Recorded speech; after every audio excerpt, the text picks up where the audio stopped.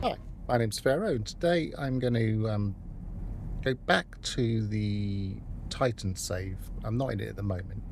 Just tidy something up on my screen a second.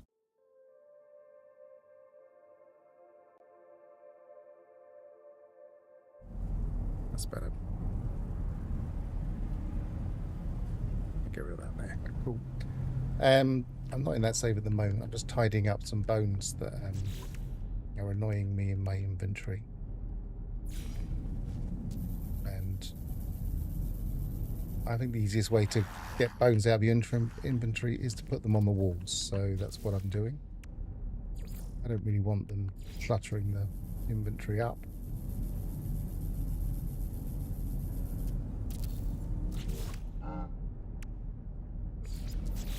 Oops. It's a bit of a weird glitch to put in these things in. I think it's my thing is very sensitive, my controller. So it might be picking up other buttons. Hi Ignition, good to see you.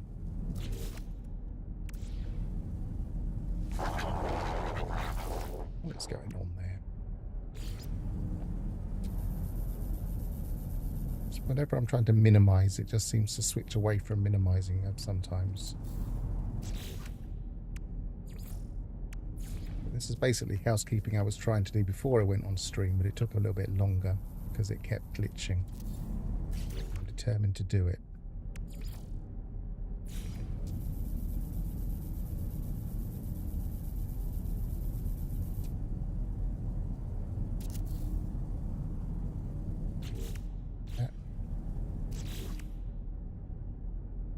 Weird also, it seems to kick you out of the interface every now and again as well. Don't know why.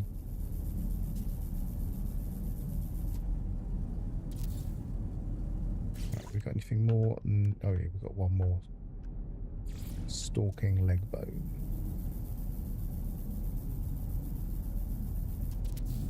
I'm playing with these because I'm trying to create different skeletons and see how much they're actually worth.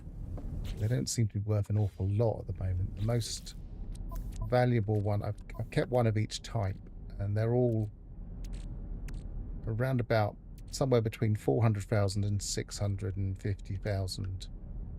And the ones that I've kept are the most valuable of each type, and the most valuable I've seen so far is 641,393. So considering the amount of effort it takes to actually grab all of those bones and build them into a full fossil, I feel like they've definitely nerfed the bone system. Whereas we used to just go collecting bones and immediately sell them. Now we're collecting a lot more bones, and if you want to sell them, they're not really a very efficient way of getting money. So anyway, the reason I wanted to start in this save and tidy my inventory up a bit is because partly my freighter inventory is a bit messy, and I'm going to debrief these frigates because part of the thing I want to investigate is getting spawning sacs, and getting spawning sacs seems to be completely limited to frigate missions, and so there are a number of things we can do to make that more efficient, but it's still always going to be a bit of a grind. For instance, here we're getting log corruptions and we're getting psychonic eggs. So we've got some spawning sacs there. And it does partly depend on how many of the log corruptions we get, and it seems to also depend on how efficient this mission is, and it also means you have to have a living frigate in the mission. This is the balance mission. And I'm not seeing anything turning into a log corrupted, so got nothing from that one. Got one more here.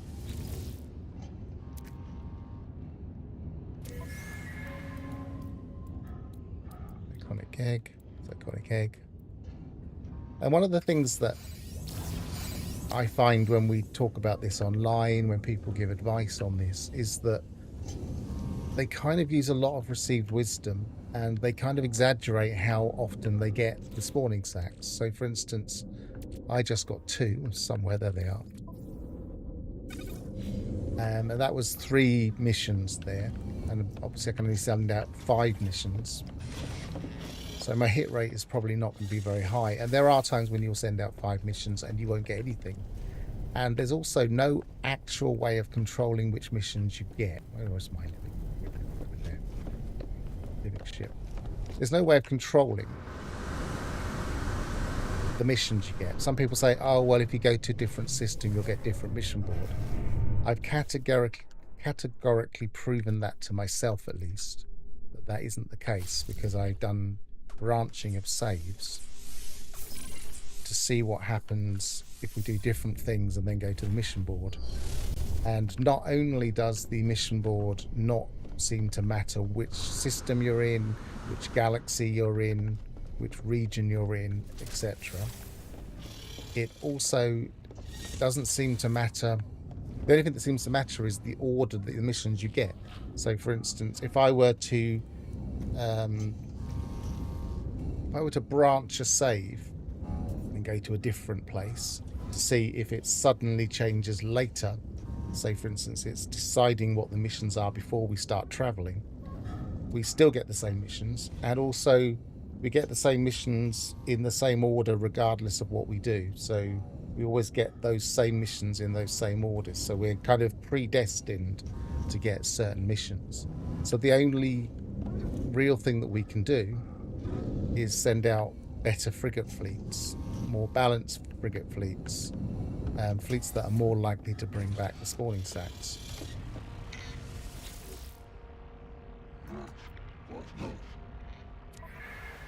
And in my case, in this particular save, I don't have the best. Actually, just look at my actual frigate list while we can, while we haven't got anything sent out.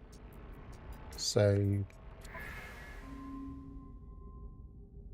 got quite a few, I suppose. We've got 2 and a bit pages. What's that? Is that 10? 1, 2, 3, 4, 5, 6, 7, 8, 9. So not an awful. We could get more if we wanted. If you look at that, we've got 1, 2, 3, 4, 5, 6, 7, 8 organic ships, all at different levels. I've been using these ones quite a lot, so they're all now S-class. If we look at them, that's on 23 expeditions, so that's still got quite a way before it can be fully effective. That can still upgrade. 55 missions is the level at which they get fully upgraded. This one's only got 6 expeditions, so I must have started it either at A or S. This one's only got 19, so they've all got loads to grow. Which means, I mean, this one's the only one that's reached its maximum now. I think this one always reaches the same maximum, which isn't the case for all others. That's another thing that some people claim that isn't technically true, that the frigate itself is predestined to have a particular set of stats. It does depend, it seems, on the missions you send them out on, because I can't think of any other variable. Or maybe it just depends on which ones are upgraded when. I'm not sure. It's difficult to prove those kinds of things without doing lots and lots of branching of saves. So you're kind of making a copy of your save in order to find out these things. And that's a lot of work. And not the type of thing you can easily do on a stream. I suppose you could theoretically do it, but you'd see a lot of me fiddling around with the save editor. So first things first, when you're sending out a frigate fleet, these things matter. And these are the salvage freighter modules that you get either from a derelict or from beating a dreadnought. And each of these do have, well, most of them have an impact. For instance, this one is the most important, I feel, which is just the fuel efficiency, how much fuel you're spending. And as you can see on this save, I've got 1 S and 1 C, so that could do with a bit of improving. I'm not going to focus on this save. I'm going to go to the other save, but I could do with improving on this save. These are expedition speed, how long it takes for the expedition to occur, which isn't a vital one except when they're longer than 24 hours. But those, they're not great, but they're probably fast enough, to be honest. Expedition defenses, i.e. a combat level, and you get different ones for the different stats. So this is an industrial one. So they all help with the fleet coordination number and also with the different abilities plus the efficiency, etc. And what I'm going to do, I'm going to send out my frigates, try and maximize them as best I can, which I don't spend too much time on because it's not super important. It's just that for a kind of a general ballpark, you want certain things, but you can't always maximize it without taking a long time to do the maths. So sometimes it's just not efficient to be taking all that time to do the maths, I don't think. Right, so what I've just been doing is I've been putting my frigate breakpoints on the screen, which you can't see, but what it tells me is that for a 1-star mission, we need a skill in the basic stat of, say for instance, this one, of 80. So if we were to do this one,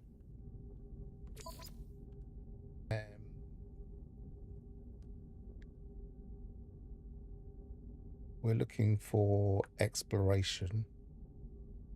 If I click on that, I get the basic 26 from that particular frigate, plus I get whatever bonuses I get from those things we saw in my freighter, my modules. So that's taking me up to 38 just with that one exploration frigate. And then if I click on, say, one of the ones that are higher up the list, actually, I'd probably... No, let's click on that one. Now we got to 75. So I'm very close to the 80 number that I want to get in order to maximize my chances in any scenario. So I then click on that organic to make sure at least one organic goes out and we have a chance of those missions giving me spawning sacs. I'm now in 83, and that should be enough to maximize that mission and at least make sure that each of the missions that when we were debriefing give me something. If they're not high enough in stat level, then they don't give us anything. So they'll have a little bit of a story. They'll say things like, we met a trader and they were doing this, and we did this with them and we got this profit. And that would be then some money, and you can see the money amount that you've been granted from that part of the expedition. And if in this case exploration, it might say something like, oh, we visited a system and found a planet with this type of thing. We scanned some creatures and we got this reward from doing that. Each one of those individual pieces of story are being checked with the skill that we're sending out, in this case 83. That's our skill number, and it has to be at least 80 points on a 1 to be its maximum level. So that should be enough. We haven't maxed the entire thing out. Later on, if I've got an absolute full fleet with everything on S-class, I might just for the sake of it, maximizing so they're all 5 stars and all maximum score for everything. But for now, I'm not that worried about that.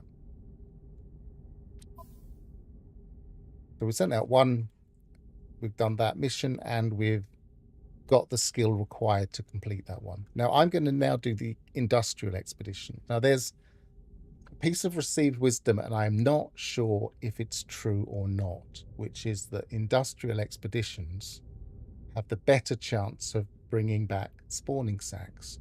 Now, as an example, just yesterday, I brought back 6 spawning sacs from one single 3-star industrial expedition. It sent back 2 in one storyline, 2 in another, and 2 in another.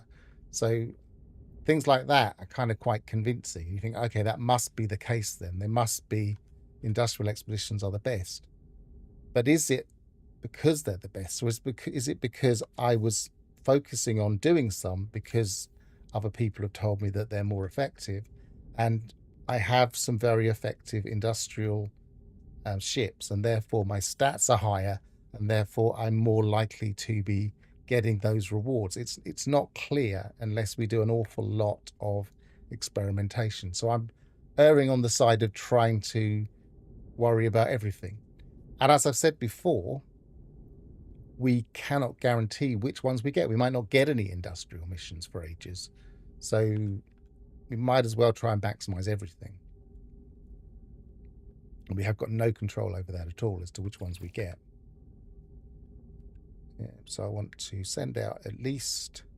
Now for a 3-star, which is what we've selected, I really want to hit 150 on this number. And 150 is pretty high. As you can see, we've got one. It's a specialist. Let's put in the other one that's highest. Now we're getting quite close. Let's send out the Leviathan. That's a living ship. And we've now hit 150 with only 3. So that's not too bad. Would have been nicer perhaps to... Actually, let's try and do that again with just the Leviathan. And our best score. Oh, we only got to 100, so we would need something else. Maybe if we just... I've got some spare organics. Maybe I'll just send out a backup organic at about 17 and see if that hits it. No, it doesn't, so I'll take that off. This is all a matter of trying to balance, because I know I've got another industrial expedition to complete, although it's lower stars. So 17's not enough. Let's try this combat frigate. We've got a few combats, so we shouldn't be messed up. That's almost there. I'm going to stick with that, and I'm going to add industrial mineral compressor, which makes industrial expeditions just that little bit better. And now we have 150. Those two added together 150. If you really need to check, we can click on here. But obviously if there are 5 there, then it just shows all 5. And then we can't go and look at that list anymore. So you have to do a little tiny bit of mental arithmetic. But adding 2 numbers up to 150 isn't that difficult. So let's launch that. So I'm going to do the other industrial expedition. We've only got 2 stars now. 2 stars, we want to hit 101. It's the only one that's got a slightly odd number to it. And that's because the 4-star breakpoint is between 81 and 101. Will give you 4 stars on something. And we want to maximize that. So 101 should be maximizing for a 2-star mission.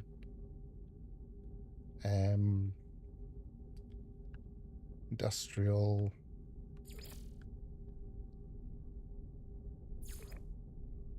Again, we're going to hit it reasonably easily. Let's send that out.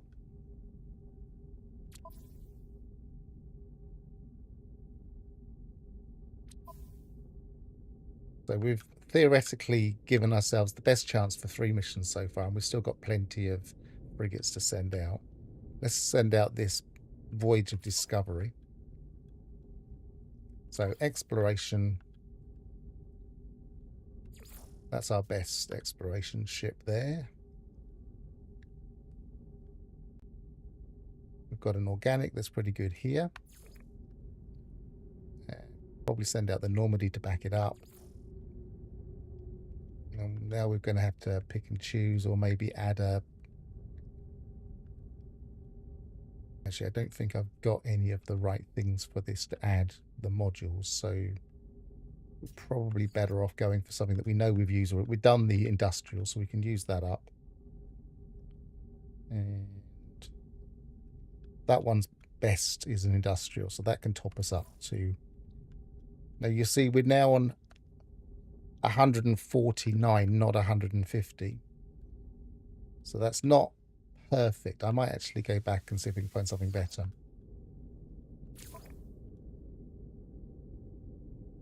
Yeah. Except there doesn't look like there's anything better. Now this is where I would hum and ha for a little while. Because I don't have a holographic analyzer to bump that stat up to 150 or more, which we don't see, we only see it up to 150, then I would be thinking, shall I quickly make a holographic analyzer? Because obviously I can craft one of those. Or shall I just send it out at 149? For the purposes of this exercise, I probably will quickly craft one to demonstrate that. But usually I'd probably be thinking, oh, that's enough. 149 out of 150. It's pretty good. So a holographic analyzer uses a quantum computer and some gold. So I'll make a few of those. It's one of the easier ones to make. As you can see, I've got a list of all of them here. Now I might not need to send out quite so many, but of course, the only way to make ships better in the long run, at least frigates better, is to send them out on expeditions. Let's send that, that, and that. I'm not quite so worried about the score now because I know I'm going to top it up a bit. That was a good one.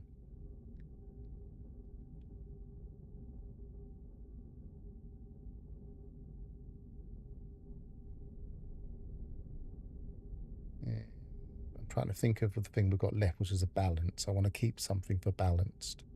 Don't think I need to worry too much about that. So let's send out a lower ship. So we've got to 142. And now if we add that, we're now at 150. So we can send that out. That's maximized. So we have the one balanced expedition left. Now, this one still confuses me a little bit because the way I work is with breakpoints. And I know that the balanced one, the star rating is more generous because it's giving us a kind of an average over the 5. And I'm not sure exactly how that averaging works. And I've seen some explanations of how it works, but I'm not convinced that they work in the way I think about it. So I'm going to focus on just trying to get as high a score on all 4 as possible with the remaining ships that I've got, making sure I send out at least one organic and maybe try and send out at least one of these that still needs updating. So send that one out because that's still only a B, but it's got a reasonably good trading skill. I'm going to send out the other organic because I want those leveled up. So you can see we've got to 150 on one of the stats, even without really worrying about the stats. But we've got one here that's the lowest. And I'd like to see that maybe above the 80 mark. So I'm going to send out that one. So only on 74 there. So I'm going to see if I can increase that. Yep, so we're now above the 80 mark on that. And if all of the others are above the 80 mark. And that's kind of my benchmark for a 1 star. But I don't think it actually has to be that high on everything. But there I've sent out the most efficient frigate fleet that I can send out. All of them should be getting almost every reward. It's just a matter of how do we maximize those spawning sack rewards. Now, there's 2 possibilities. Either the spawning sack actually pays attention to what the organic ships are capable of, or it doesn't really matter and you only have to send one out. Most received wisdom, including my own, including the general advice I give to other people, always send out at least one living frigate. But I haven't fully tested that by branching saves, so I can't be 100% sure if you can't maybe change that slightly. And one of the things that I notice when I look in the save files is that they're indexed. The rewards you get, i.e. the spawning sacs or the psychonic eggs, they don't have a, well, they do kind of have a percentage next to them, but they've also got an index number. And I'm not sure if that index number is decided based on success or success rates, or how much success you get from a particular expedition. And the only way I'm really going to be able to test that, as I say, is to make 2 saves and send out 2 very different fleets with the same expedition and see if there's any differences, which I haven't got round to yet. There's lots of other things I'd like to test with that too, so it's just on my list of things to test. So what I'm going to do next is I'm going to go to my After Titan. Oh no, I'll quickly look in my Wraith, and you can see I have been reasonably successful. But I've got 2 more I can now use, haven't I? So I can... Where did I put them? Or did I use them?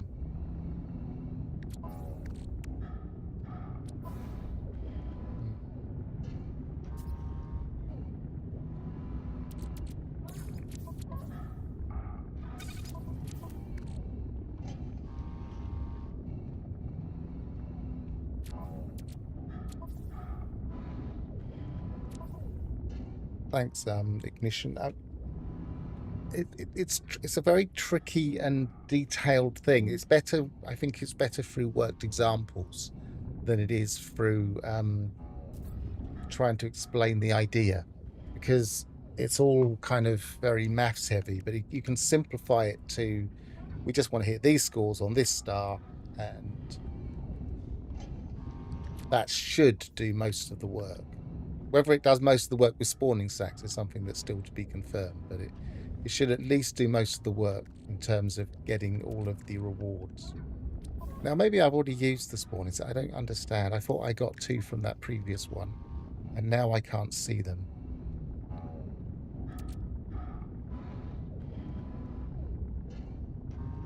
I don't think I'm going blind. It's not there. It's definitely not there. I didn't put it in there. One thing I also do is I just pop these, and then later on I will sell these. In fact, that's another tip that I don't think many people have really fully realized. When you go into a space station, you may be familiar that if you go to the module seller, you can buy and sell modules there. And if you click on sell, you can sell any modules there. So you might think, okay, well, in order to sell these modules, I need to go to a space station. But you don't actually, because if you've got the Exocraft guy here, we can also sell to him because he'll buy any modules. So we can say purchase Exocraft upgrades, and we can sell, and now we can sell the ones that we want to sell. I'm going to keep the grafted eye ones for the time because they're S-class anyway at the moment, and they seem to come up S-class more often than the others. I don't know why, whether that's just my save or whatever. But I'm going to try and maximize my grafted eyes at some point. So, without knowing where my spawning sacs have got to, and whether I actually still have them or not, I'm going to switch saves now and go to my After Titan save, which is the one that is probably a better working example of how we're going to try and maximize fleets. I want to quit the desktop. What am I doing? Quit to mode select. So my After Titan saves now on about 49 hours.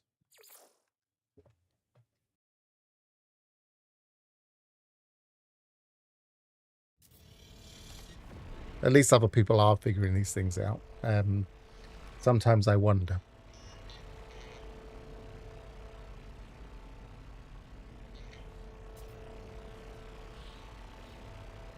So here I am on my freighter in my After Titan expedition, and I haven't really been playing this much since. The last we saw of it, I mentioned it on a separate non-After Titan stream, and I mentioned that I'd rearranged the freighter a bit. I've made it a bit tidier. I've now got all of the different props. It's generally a little bit tidy, but then I kind of moved on.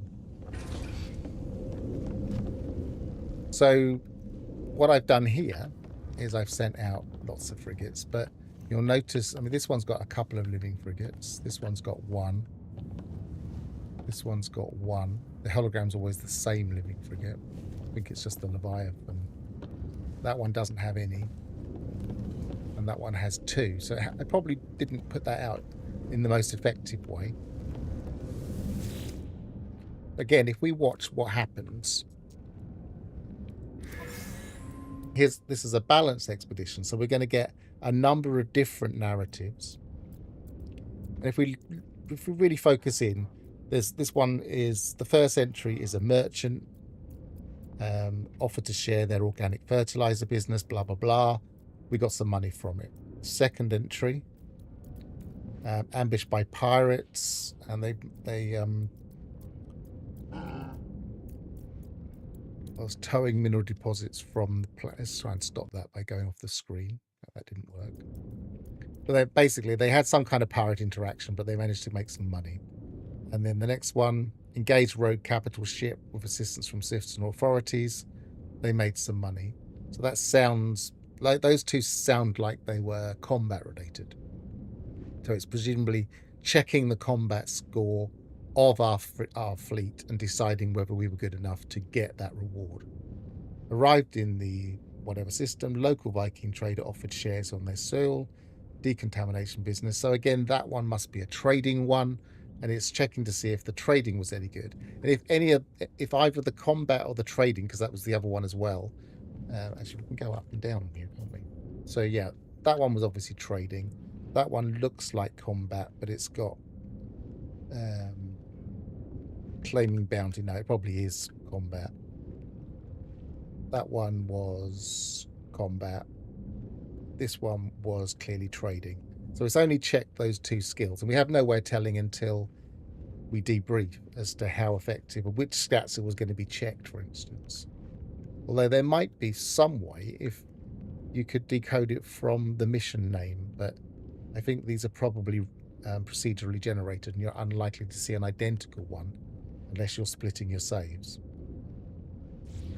That was a difficulty rating of 1, and I had 2 organic frigates there, so it probably wasn't the best place to put my organic frigates. This one's got no organic frigates. This is a trade expedition, so we're mainly going to see trading encounters, collected goods from planet, attempted to trade. Actually, let's go all out to the end, then we'll just go up and down. So collected good from planets, attempt to trade, dealt with a get trader, attempt to trade, trade activity low. So these ones are failing, or I didn't have a good enough trade skill probably.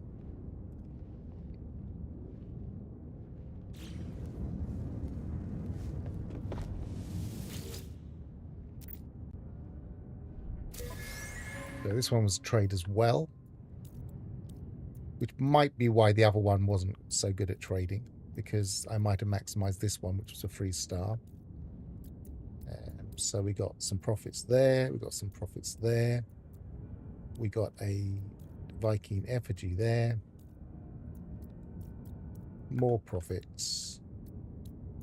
That one might have been a combat encounter, even though it's a trade expedition. You do seemingly occasionally come up with randomized combat encounters in all expedition types. Counter scientific expedition, that might have been a science one. So again, some of the longer ones you're more likely to see these other things. Did deal with trader, outpost, survey team detector. So that's clearly survey team detected large mineral deposit. That sounds like an exploration one. Again, even though it's trade. We've got 1 log corruption, which is where the living frigates kick in. Getting quite a lot. This is probably a very long expedition, and the longer the expedition, the more chances we have of each individual thing. So how many did we have there? We had quite a lot. 1, 2, 3, 4, 5, 6, 7, 8, 9, 10, 11, 12, 13, 14, 15, 16, 17 different encounters. So that was probably a very long expedition in terms of the time it was listed.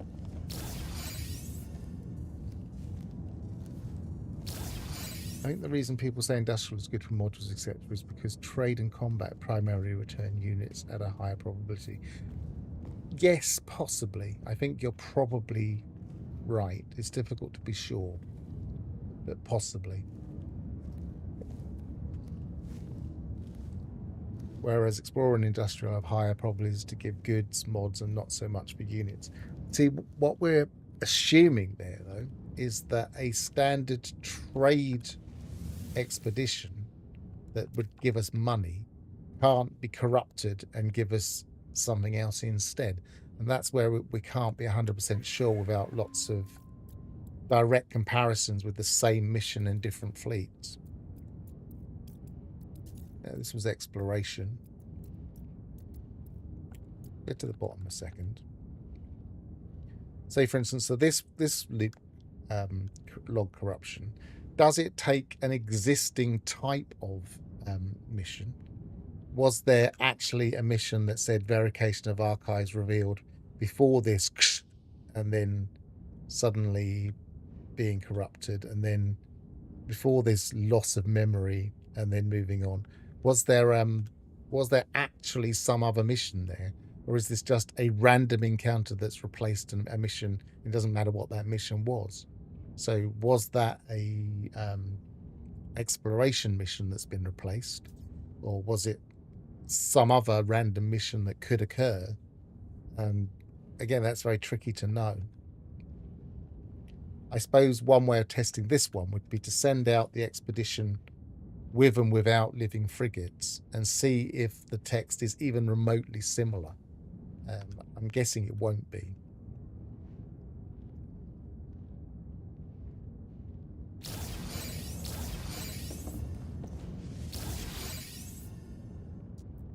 And then we've got one more here. This was a balanced. And we've got a lip corruption on this one. Psychonic egg. So in general, we weren't particularly lucky with our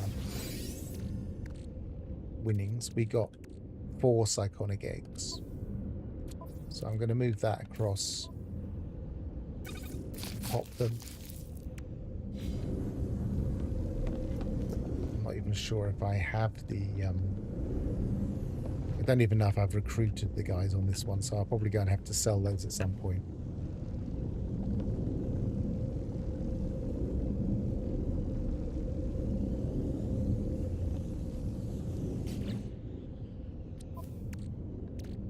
Yeah, I didn't get any spawning sacs, did I? But as I say, in yesterday I got 6 in one frigate expedition. That is definitely more.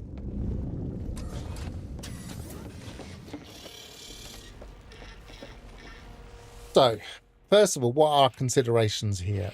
If we want to really maximize our chances of getting spawning sacs, then we need a number of things.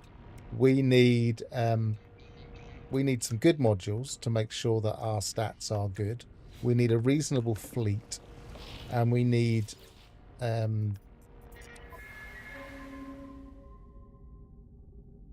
plenty of organics. And we've got a few. But how do we get them? Well, I believe I would have shown getting them in part of the Titan. I can't remember exactly whether I showed it in the Titan expedition itself. But if you're sending out frigate fleets, regardless of whether they've got the Leviathan in, you will eventually get the... What's it? You will eventually get the Dream Aerial blueprint, and you need to make one of those and then you use it in any system. Usually, I think it probably has to be. Actually, I don't know if it has to be charted, but in general, most systems. And you will get your first encounter with a living frigate, and then you no longer need that. You can just throw it away. So I no longer have that in my inventory. And some people think you need to keep them. You absolutely don't need to keep them. The other thing you need for the next few, or for any more that you try and get, would be some anomaly detectors. And the only way to get those, well, there is more than one way of getting those.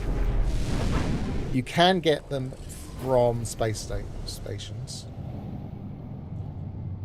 from the guild representatives.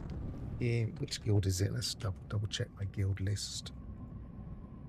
Yeah, guilds.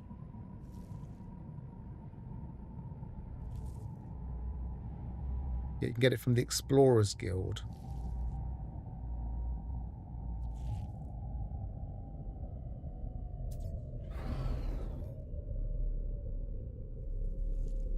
So I don't know which guild this system is. Go to this space station anyway.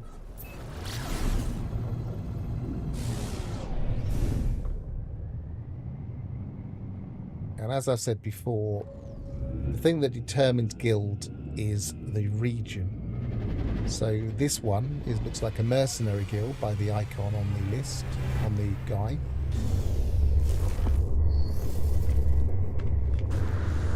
So we are in a mercenary region. And what we mean by region is if we go into the exploration guide in our secondary missions, it will tell us which region we're in when we're in the space station. If we're on a planet, it won't tell us. But if we're in space or on a space station, it will tell us stellar region, and we're in Nakalo anomaly. And any system in the Nakano anomaly will be mercenary. So if we go out into space and look in the galaxy map,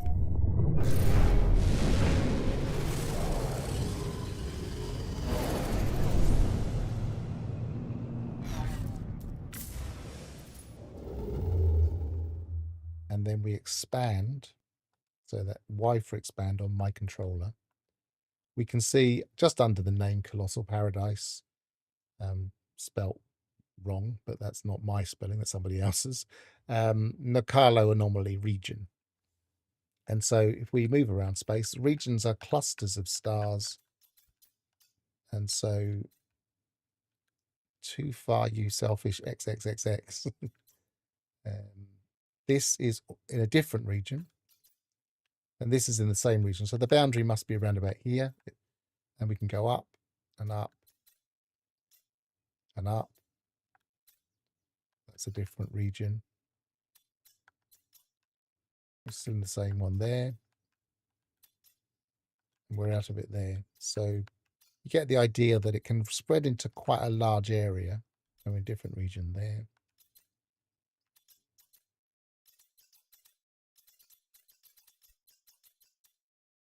Back in the right region here.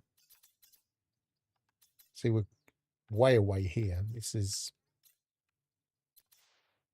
379 light years away. It's a cluster, and there are literally hundreds of stars in a region. But every single one of these stars in this region will be a mercenary guild system. Whereas if we go to a different region, like for instance, the Yakwel Terminus, and we go to the space station in the let's go to one we've already visited, so I'm not adding stuff to my list. If we go to the space station here, we'll see a different region.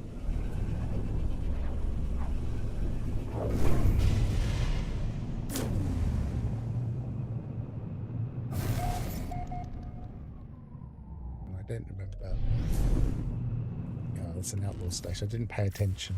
That's not going to help me. I want to go somewhere in this region that is not an non-outlaw or regulated space, as you might say.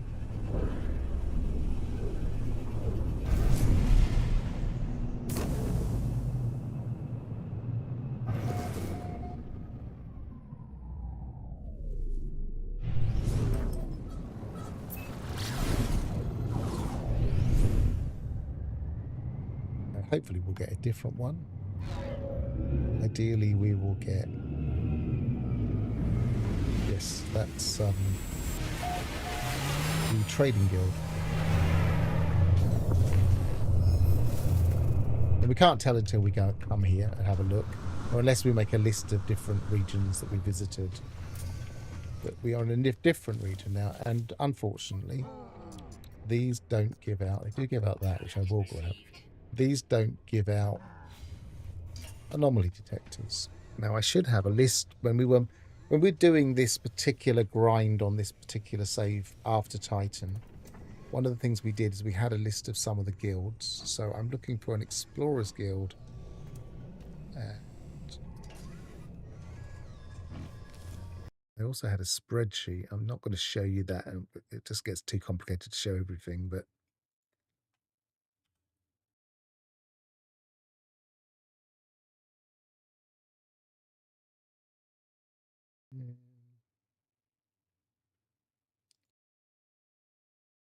so I'm looking for a system in the Geomu quadrant, including that would be including the rendezvous systems for the expedition. So one of the rendezvous system was Hoakin XV Prime. So let's see if we've still got that in our teleport list. We may not.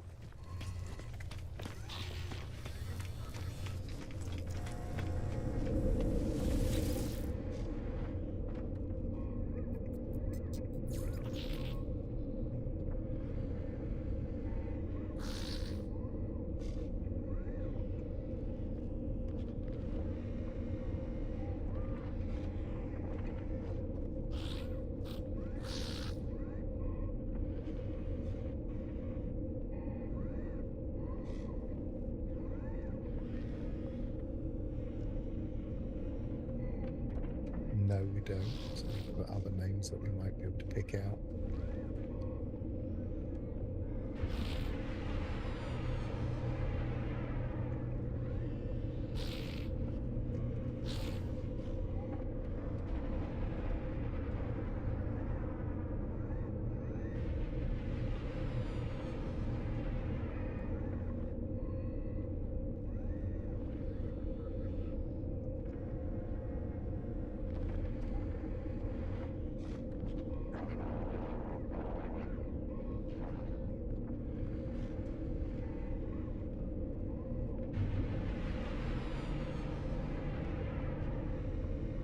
Silence while I look up a list of systems that you can't see.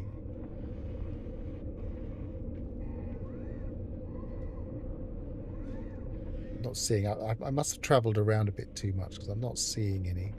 So let's have a look at what else have we got.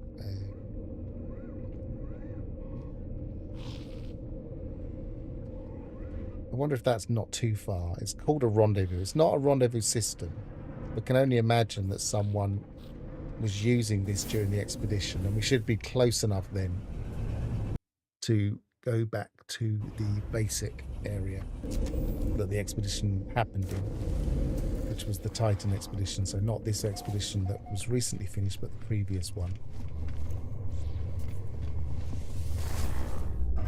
And the reason I'm going there is because that region had the Explorers Guild.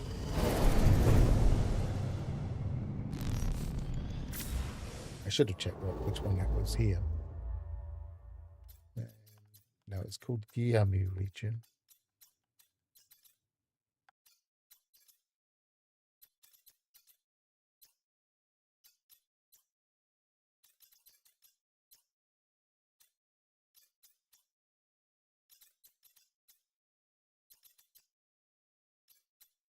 And failing this, we could just start going to different ones and see if we can find one that's got explorers.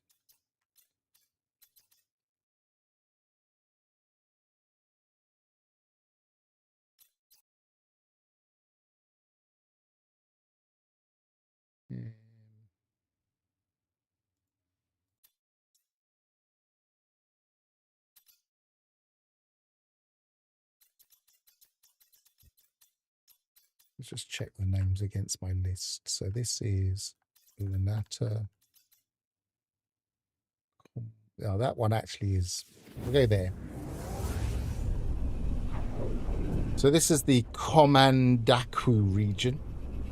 It's a pity we can't change the names of regions, but I guess it would be a little bit powerful to be able to rename the region of 600 odd stars, or however many there happen to be.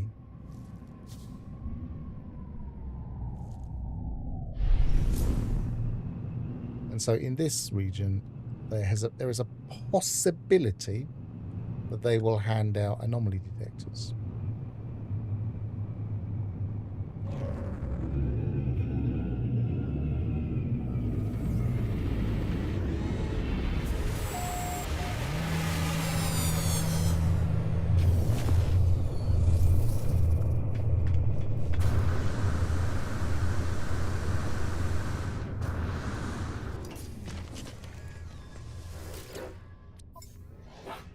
They don't. But it is the right icon, it is the right guild.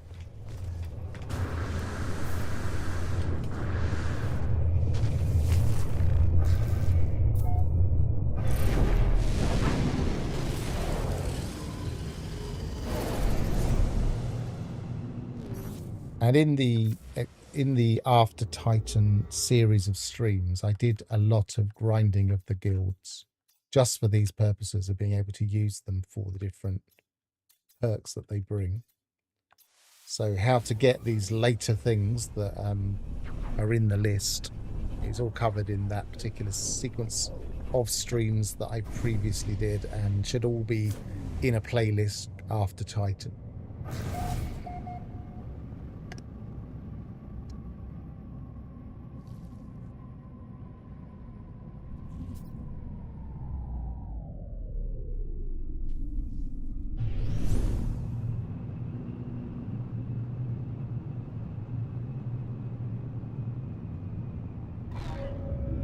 I'd like to just show one example at least of a guild that has them, because they would be a simpler way of getting them than the alternative method, which we will also show.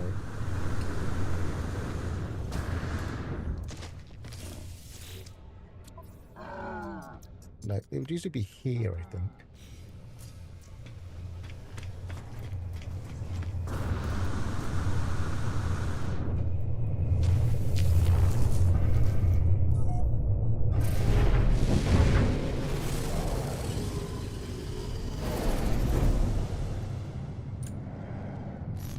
Is it worth going back to a space station to do missions? Do they change often?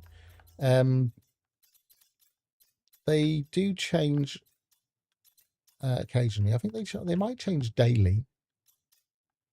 But the types of things you're going to get, I'm going to go to a new system here.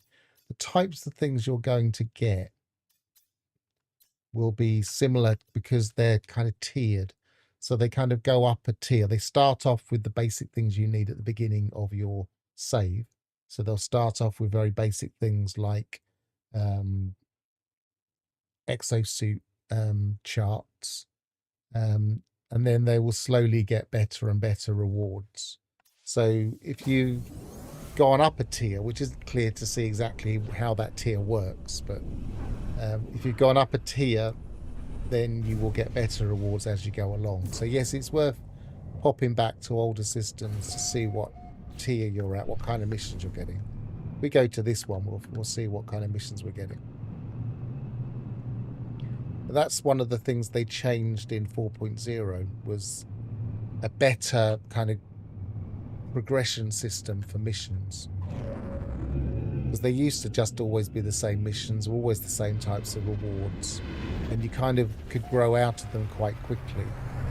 and they did give you the right things early on, whereas they now give you much more useful things early on, and then they get better and different as you progress. And I believe you can occasionally get these as a reward. I'm not sure you definitely can in Nexus missions. I'm not sure if they're in space station missions or not. You could probably check the wiki to find out for definite. So yeah, so now I'm getting things like repair kits, which are always useful. Explosive drones actually will help with frigate missions. They'll help with combat missions, so that's kind of useful at this level where I am at the moment. Salvage data, that's actually not bad for just taking a photo of an underwater creature, because that could be a couple of different digs. So it's obviously aware that people might still be grinding salvage data, which I definitely would be on this save. Hadal Core 10, that's going to be 500 nanites, so that's pretty good.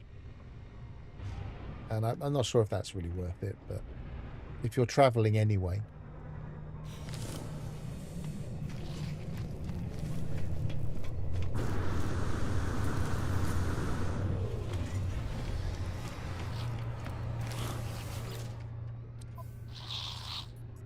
And this is a good way of getting salvage frigate modules. I can just pick one up for free. Pretty sure I don't need them on this save, but it's not going to cost me anything, so I'll grab it just in case. I think we managed to pretty much use all the salvage frigate modules we really wanted. I don't think anything else is that useful. We can always come back and pick those up. So I still haven't found one in here. I might have to take my word for it, but it's one of the things listed in these. Let's go to, say, 2 more systems just to be sure. We have the time after all.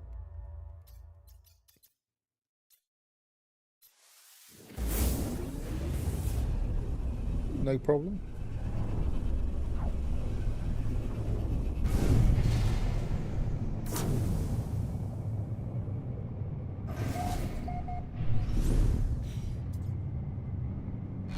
While we're talking about missions, we might as well check this mission board and see the kind of things here as well. Also, different.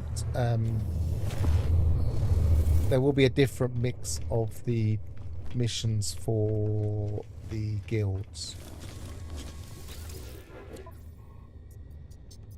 So who you're actually doing the mission for will be different based on different systems. Yeah. See, that's again another thing that would help with frigates. That's just expensive goods. Multi-tool expansion slots for the sake of feeding 11 creatures. That's a no-brainer. They cost a lot of money if you want to just buy the multi-tool slots.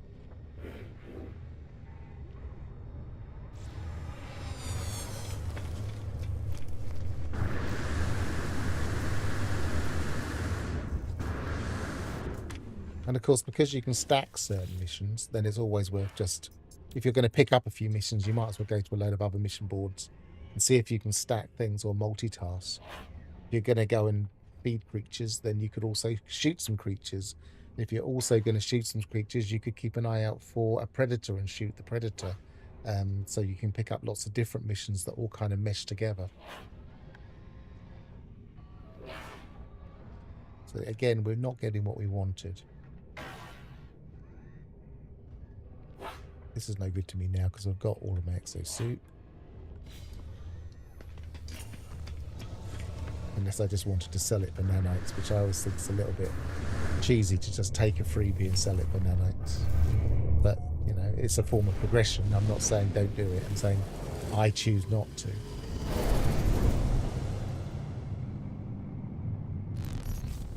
We put a lot of work in to get to that level where they're giving us those things. So it's not cheating. It's just feels a bit too easy to me. Especially when there are lots of other ways of getting nanites. More fun ways of getting nanites.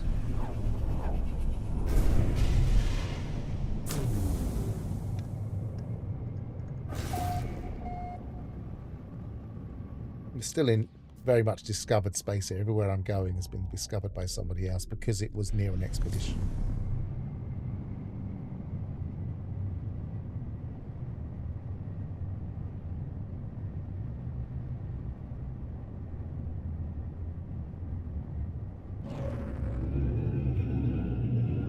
So if this one doesn't have one, we're just going to take my word for it that the Explorers Guild do have these things.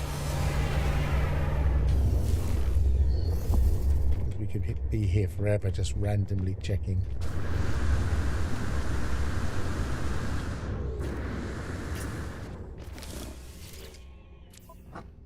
No, we haven't got one. Alright, we weren't able to demonstrate that, but Explorers Guilds will have them. If you have sufficient ground. So let's have a look at the board on this one as well while we're here. Now, as we've already got some as we've already got some missions running, we might as well see if they've got anything.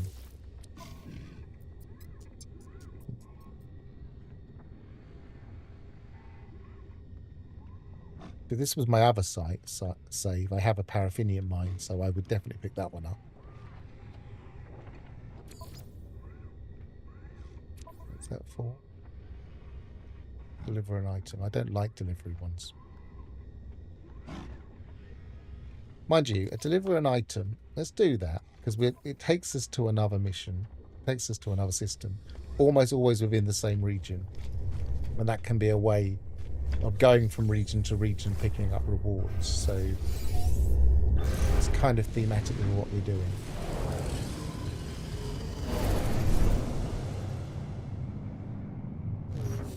So another area, it will take us to, we're in the Command region, and so's that. So we're going to a new place in the same region, and we can check the guild while we're there.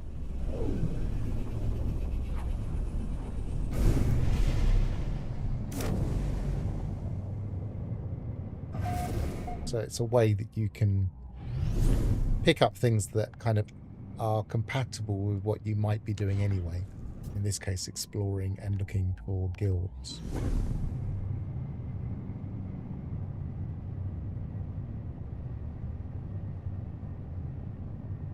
Also handy because it's got some rings, and shooting asteroids is the other way to get anomaly detectors.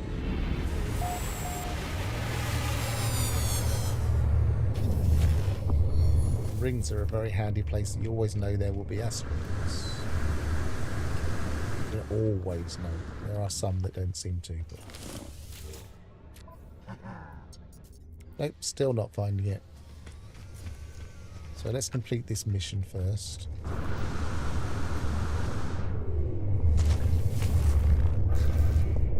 Let's provide the direct coordinates to a secure depot. These are actually usually quite easy delivery missions because, as it says, direct coordinates. I don't even have to worry about travelling around on the surface of the planet.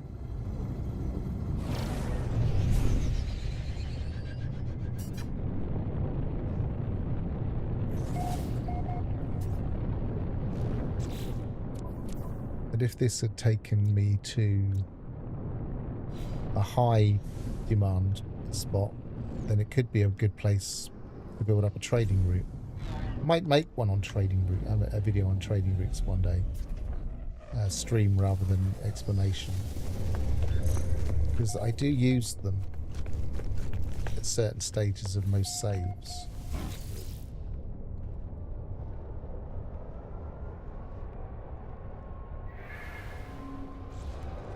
It's relatively simple. We can go back to the next space station and get the reward for that.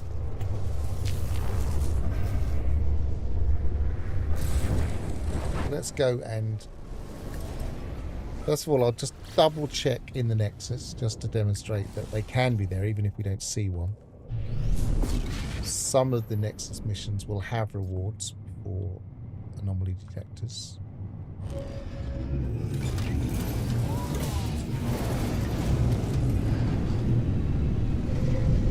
These are the 3 places I would bother looking. I think you might be able to get them in a couple of other places as random drops, but I don't think they're going to be ever very common.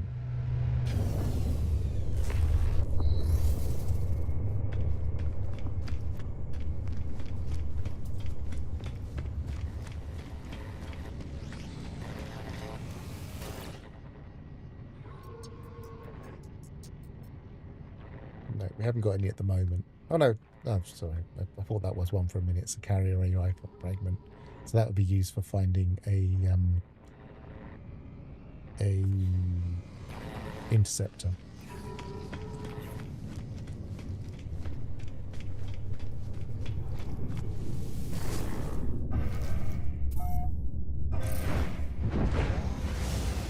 So the most reliable way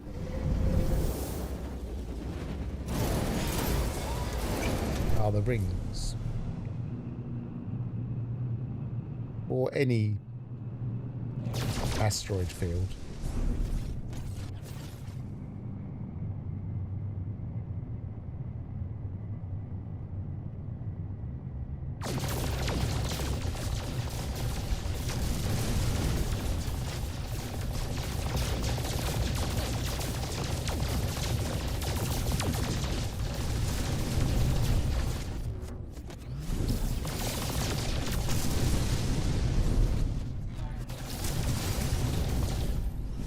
Thing about the rings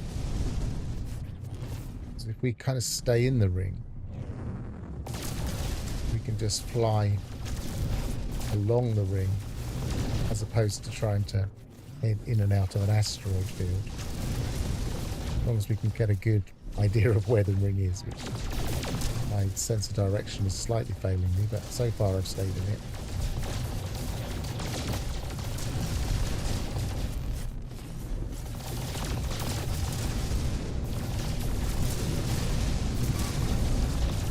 These can take a long while. It's not completely wasted time because tritium hyperclusters are quite useful. Also for frigate expeditions because they're a good source of tritium. We need tritium and dihydrogen to make the fuel.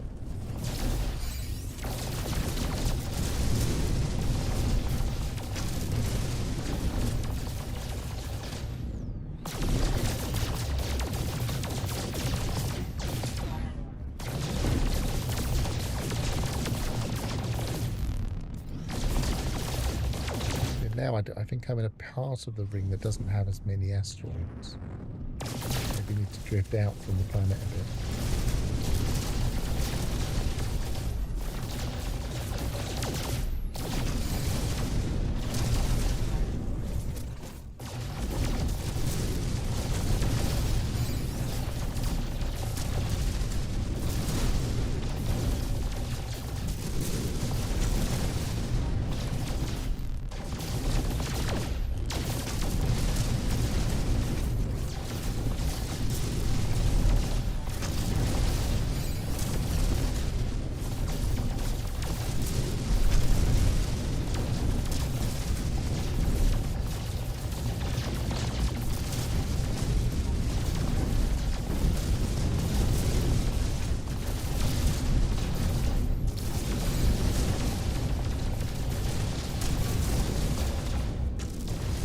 Very good, so we might hang around here for a bit.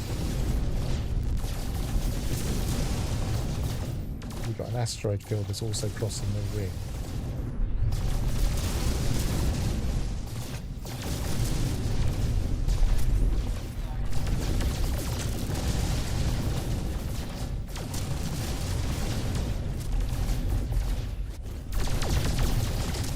I think the chances are pretty low. Have to shoot an awful lot to get an anomaly detector.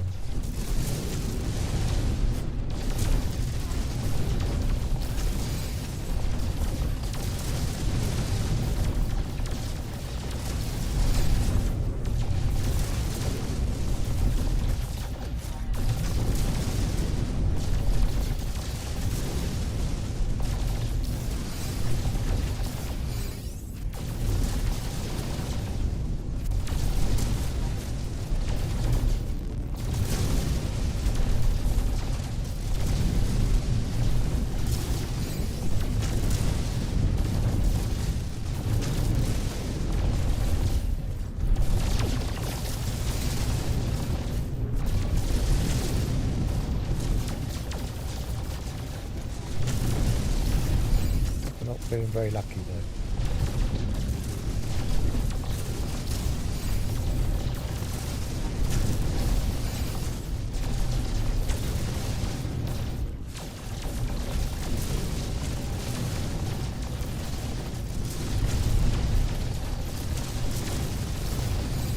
Yeah, you got one. So we now have one anomaly detector, which is all we need for the purposes of the demonstration. Now, next thing, I want to try and maximize my chances of getting an S-class. In this case, a lot of people say don't get S-class frigates, and there's a reason for that. And we can not worry about that right now, because even then I think it's kind of slightly flawed advice. There are reasons and there are things you need to look out for, but that's a totally different piece of kind of tutorial, as it were. And other people have made tutorials on getting the best frigates. But for living ships, that doesn't apply. You always want to get the highest class possible.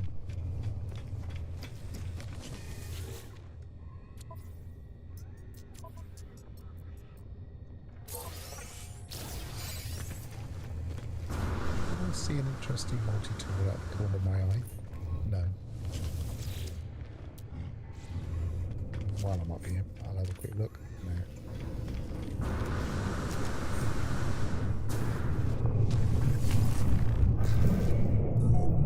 Right, so now what I want to do, if I'm going to try and maximize my chance of getting a living frigate that's S-class, or at least A-class or higher, is I want to go to a 3-star system. Now, I personally wish they hadn't stuck to the standard rules of getting them, because it doesn't make sense to me that a higher economy would have a better living frigate. But it does seem to be the case. They seem to be using the standard tables.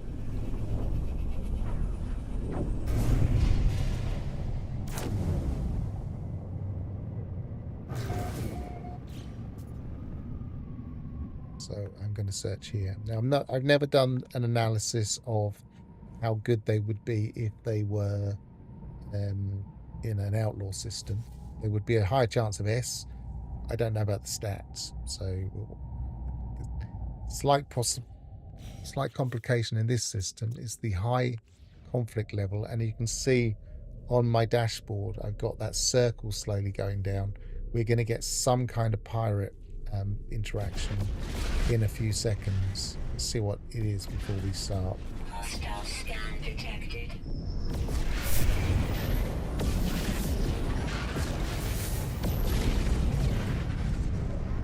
Let's get supposedly scrambled that. Sometimes it just keeps doing it, so let's see. Give it time. Doesn't look like it's going to do it again. Okay, so hi Alphas, how you doing?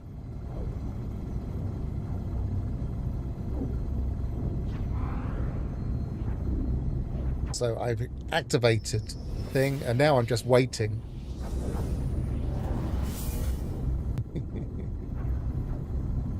Big Daddy T is in the house, but he's changed his name.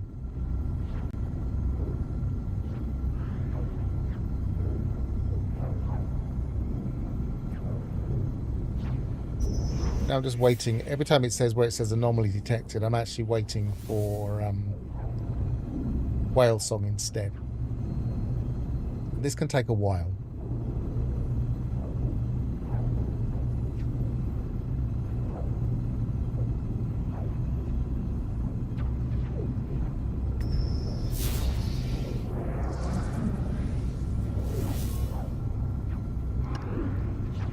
I'm ignoring everything.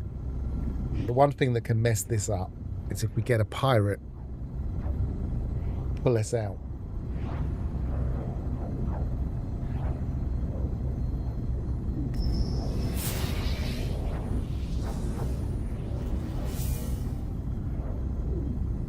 I hate it when internet's flaky.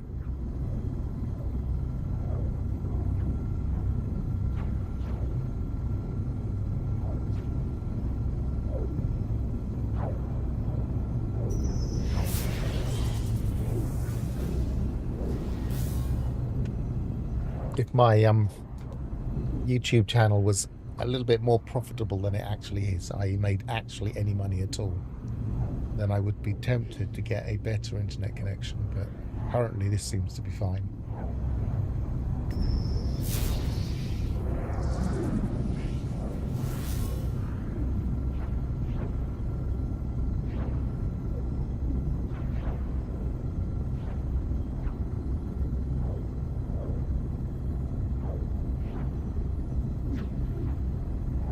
Well, it's good to know that we're adding to this sum total of knowledge.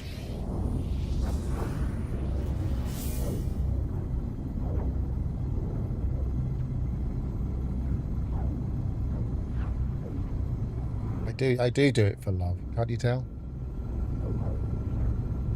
You know, I mean, money would be nice too. I mean, I'm not saying no to the money that they're going to send me if I ever hit the amount of money limit they actually before they send a check out, which that's going to take a while, it seems.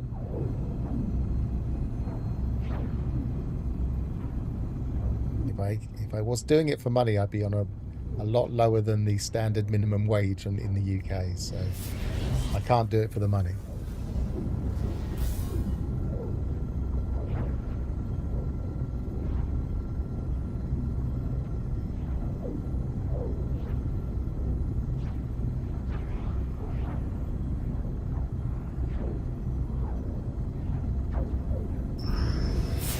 This can get very, very frustrating. Now, I deliberately didn't make a save, but one thing you could do is go into the space station and then go into the station, make a save, do this, and if you find that you're taking like 20 minutes to get any interaction at all, you could always reload and try again, because what I think is happening is there's a list of objects, and they will always happen in the same order, but they're spaced out in this 20-second intervals, and so you can actually get the same things in those gaps. If you think of it like a real number list, we're starting from an arbitrary point and then adding one, then adding one, then adding one, and there are gaps. If you know the real number list line, then there are different things possible between the numbers that we're getting. And so theoretically, you could do this whole process and get the whale song quicker if you just start at a slightly different time interval. So just because it takes half an hour the first time you try, which I have had it go over half an hour, it doesn't mean it would always be that case in that system. It depends when you start.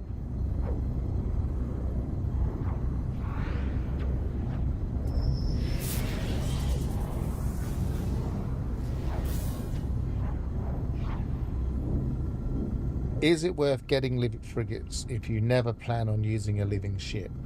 There's a reason that living frigates are the most expensive frigates, and that's because they're the best frigates. So yes.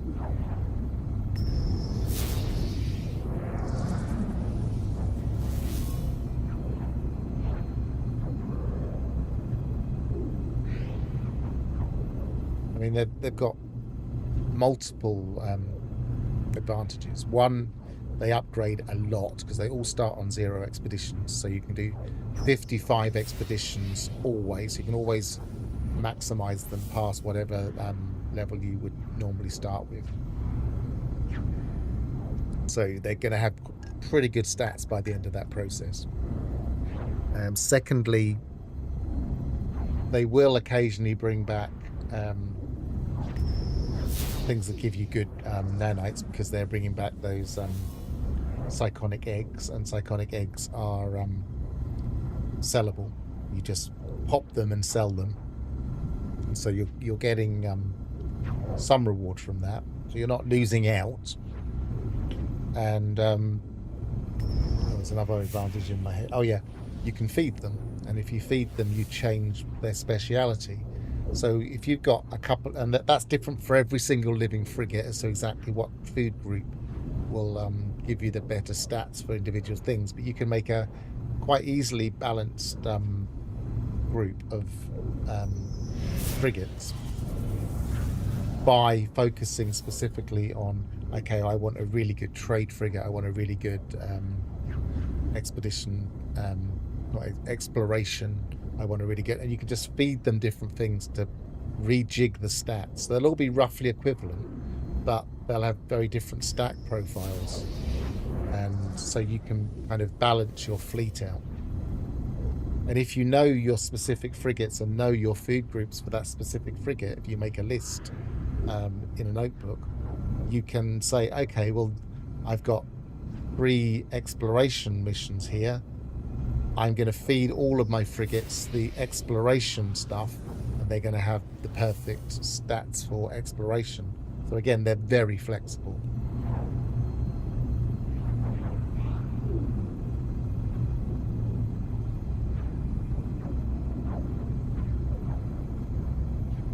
Yeah, I always think it's worth pushing at least one save into the end game, because you do learn a bit more about some of these end game things. I feel like frigate expeditions are kind of the thing that take you out of the earlier game into the mid and late game, because they start to give you some really decent rewards. They start to encourage you to craft. You don't really need a crafting base if you use frigates well. You just need to have a decent farm in your freighter for some of the plants, and the rest of the stuff your frigate fleet just bring back for you all the time. So you can start crafting some really quite expensive things and making really decent money just by sending out frigate missions on a daily basis. There have been times when I wasn't really playing No Man's Sky that much, but I was just logging in every morning, sending out all my expeditions, logging in the evening and seeing what I got, or logging in the next day and seeing what I got, and then rinse, repeat. And then I was just logging off or playing something else for the day. And it was progressing the save really quite effectively.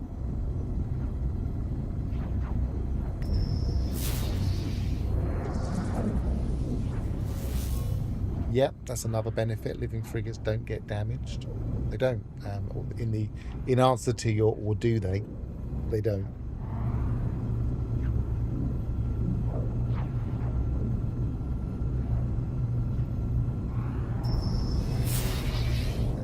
This is getting slightly tedious, so keep the questions coming if you've got any. Otherwise, we're just staring at the screen, waiting for it to say whale song. Yeah, definitely the flexibility of organic frigates is definitely a feature. It's not one I use very often. It does take a lot of knowledge of cooking to get all of your different food groups, and they're arranged in groups. So you might have a certain group of pies will make one specific frigate act like a trade frigate, for instance, and then if you give those that group of pies to a different frigate, it might make it into an exploring frigate. So you need to kind of have a list of your frigates and almost like a notebook or a little spreadsheet of just which foods to give each frigate. If I have time, I might play with that on this one, but I don't have an awful lot of things to feed them, for instance, and that's going to be the problem. That one of those things that encourages you to explore other elements of the game, which I do like. I like when the game does plug into different parts of the loops and systems. This is one of the things that when I was making the recent video I did the other day on is it time to start upgrading the settlements, is that it doesn't plug into enough of the other systems. It does a little bit, but not that much. It plugs into the trade system. It plugs in a little bit to resource gathering. But other than that, it doesn't really plug into the other game systems that well. Whereas I feel like the frigate system, the living frigates, do plug into other elements of the game quite well. Frigate expeditions in general have been quite well integrated into the game and quite well balanced. Have a good meal, Ignition. I feel like if you're not making use of frigate expeditions, then it's one of the things you should consider at least exploring, because it is much more powerful than it first appears.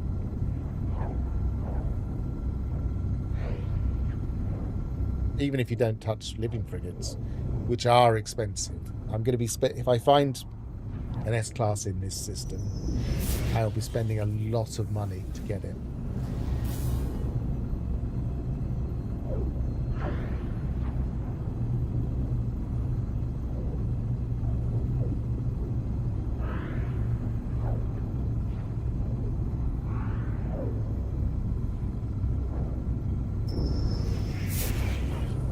Much luck here, am I? I am beginning to wish I had saved it in a system in the space station.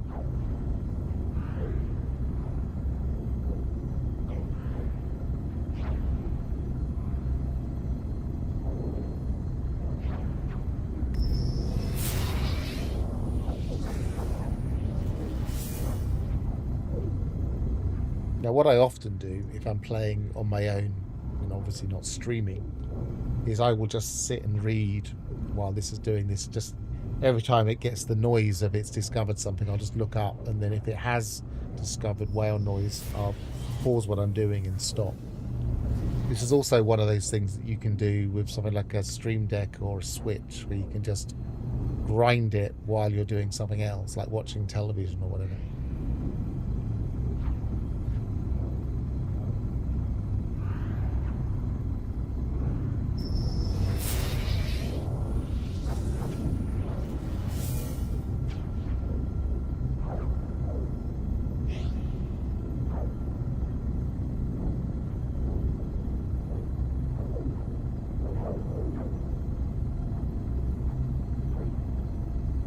Now, I think the rotation's on an approximate half an hour basis.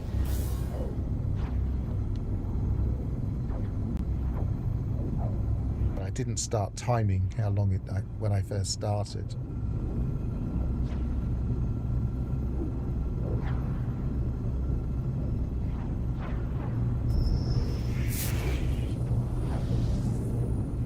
I think the longest I've ever waited for a whale song to pop up was about 35 minutes. There's been plenty of times when I've stopped before that.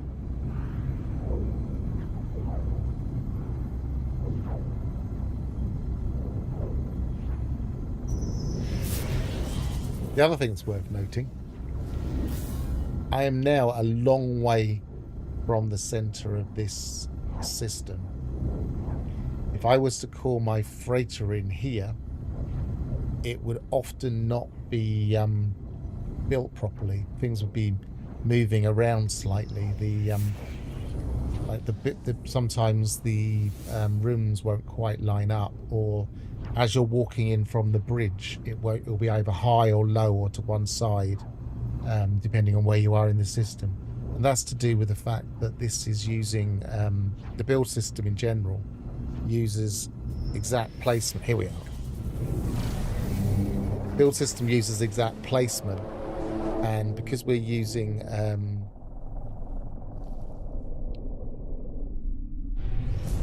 just got distracted by that. Because we're using floating point arithmetic, it can get less and less precise the further from the middle of the system we're using, and that's why you start to see problems with the way freighters are built. And that's how we know that's why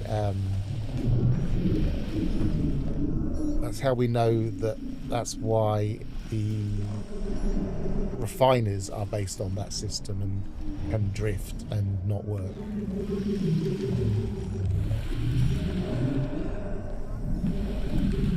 That's the smoking gun that demonstrated that that was the problem. Right, now we're going to interact with this. This back, the magnificent creature drifts, observing me eyelessly. There is no obvious means for it to see or to propel itself through space, yet somehow it accomplishes both. This will be different. There's only a certain number of these, but this can be different for different ones. Do not fear, traveller. I intend no harm. The creature's words enter my head silently, as though entering my consciousness on some unknown wavelength. I will join your frigate pod when you wish. It is inevitable. Expect, creature. I will permit this. And it's a C. And it has plus 15 industry. So we can take that off of that. So that means 3, 6, 7. It's got 8 points in its thing, plus 15 here. This doesn't matter that much. You don't seem to ever get negatives. I don't think I've seen any negatives. The only thing is the amount of money you're spending. C's are cheaper. And believe it or not, that's a cheaper frigate.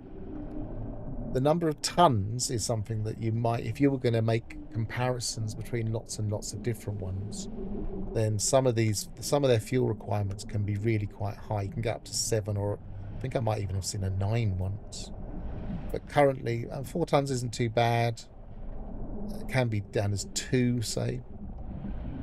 I'm going to accept it just because we're demonstrating how to get these things. Let's just have a quick look in the freighter and see if it is being drawn badly now. Because if we look back at the...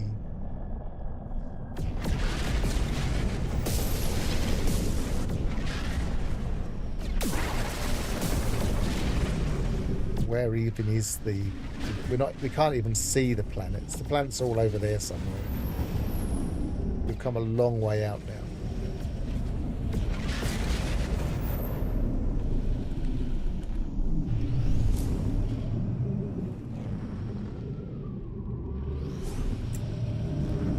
And this is where you can sometimes get problems.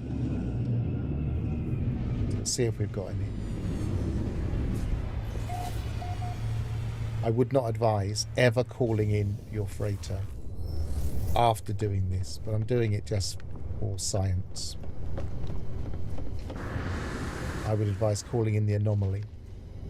We've got a broken ship. No, I don't know if that's a broken ship or not. Oh, it's actually lining up okay. Now, I did report this as a problem once, and they did fix it to some extent. So it's possible that they've put some more effort into it. This was about over a year ago when I reported the problem. So they might have put more effort into fixing it. They did fix it initially, and then it got a little bit worse. I'm noticing there's a slight lip there. That's tiny. Whether that's enough to mess up the refiners is another matter. There's a slight lip that you can hardly see, but you can feel as it just trips over there.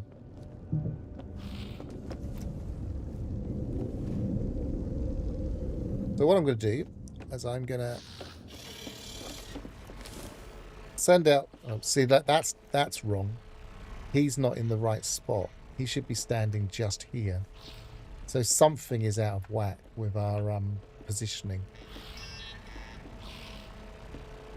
If, for instance, we walk from this spot to one of the other systems we've already been to,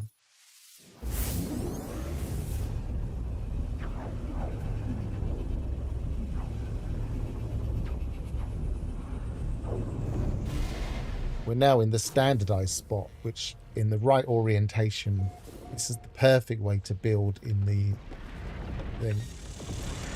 But even then, look, we're out of whack because that door is not correct. We're kind of messing up the system. We're confusing it. That door's completely wrong. So what we're better off doing is saving and reloading.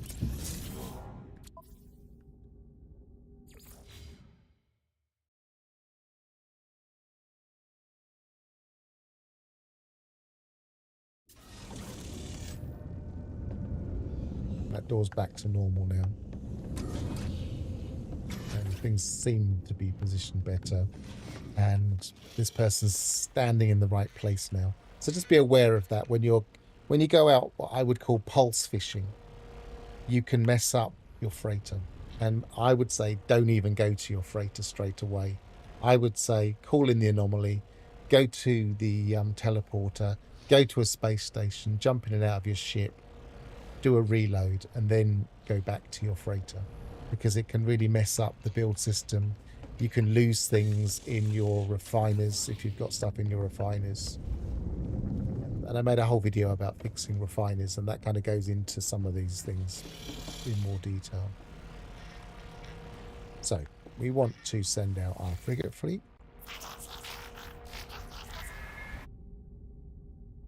And I'm going to focus on this 3-star. I'm always going to do the 3 stars first, because actually, no, I'm not always going to, thinking about it. I will often do the longer expeditions first. So this 9-hour one is significantly longer than this 4-hour one. So that's going to have more things that we can get from it. So I'm probably going to do that first. What was it again? It was trade. So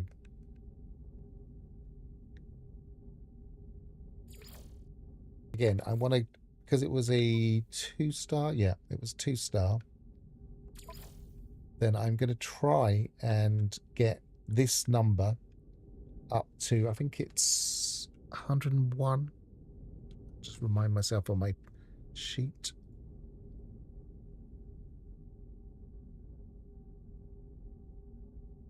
Yeah, 2 stars, 101 I want. So, and that's because that's the top of the range for a 4-star expedition. So I want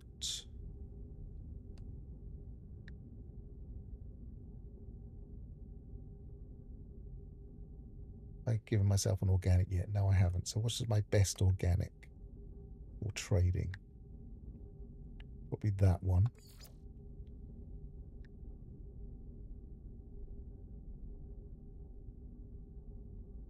And we've got 3 out. We can do 2 more. So let's send out this A-class trader. So we're into the 101. And I'm going to take one of these organics along for the ride, just to try and upgrade it. Presumably that one was the one I just got.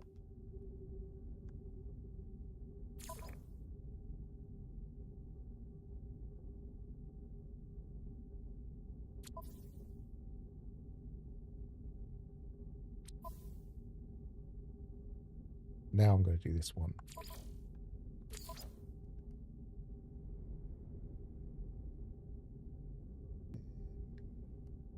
Let's choose the best organic first. So it's going to be that one. And then a couple of industrials. This is a 3-star mission, so we want to get to 150. 133. I was doing the maths. I should have just looked at this page. 150. That we've done that relatively easily, but we still could theoretically send out this other organic, just to kind of send it and try and upgrade it.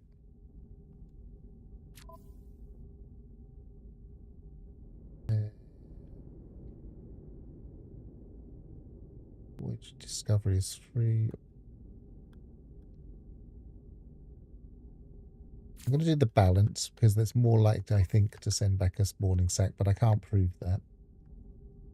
So balance, I'm going to send out my best balanced organic is probably, it's going to either be this one or that one.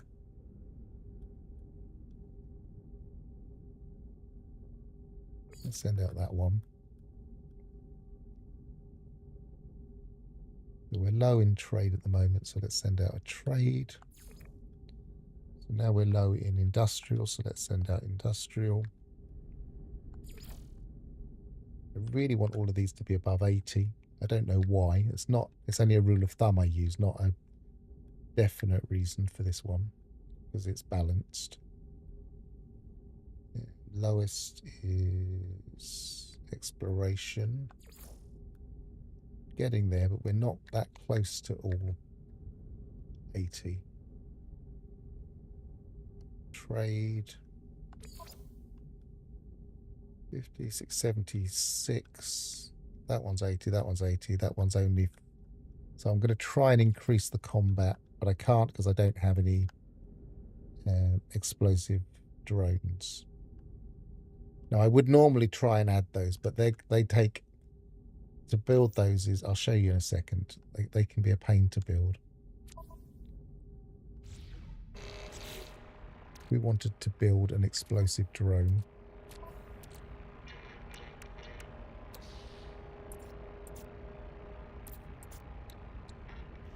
We need a walker brain and gold. Now, I do happen to have some walker brains, but they're not the easiest thing to acquire. Let's make one anyway.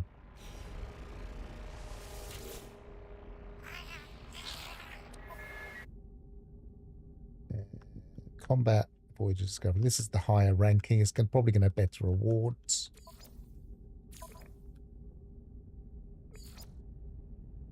Send out at least one organic. Best organic now is that one. Combat. Looks like some of these exploration ones are better because they're higher class. Let's try and get this combat trained up a bit. And also that one. So 56. So we're above a 2-star. We want to be 101. We're above 86, but that's not great. So let's... Again, we don't have the... I'm going to make this. I'm going to go out and make that. Holographic analyzers are easier to make, so let's do that.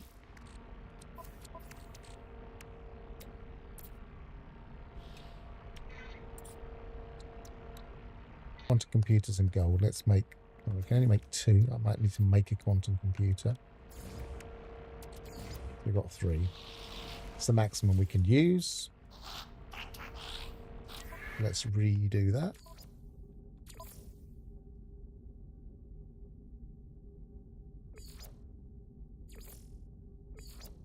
Make sure we send an organic. Send that one.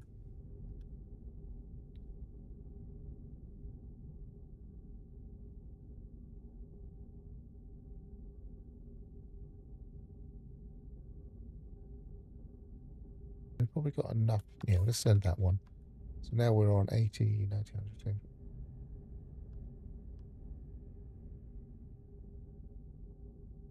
110.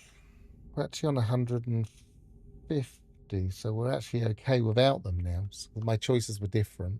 I'm above 101, so I'm going to launch that without anything, even though I just made some. I'll conserve those. And then combat. Got plenty of combat. I was keeping an eye on my combat score in the background just to make sure I had enough, but I didn't have to reach much because it's a 1-star. I really want to get to 81.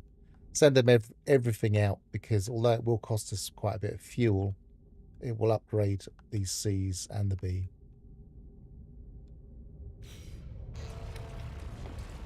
So now we have... That mission has 2 living frigates, I believe, yeah. That one's got 1. That one's got 1. That one's got 1. That one's got 2.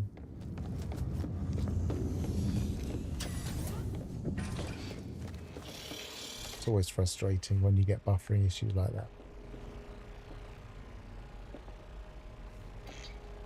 Sometimes it's worth just disconnecting and reconnecting. Right.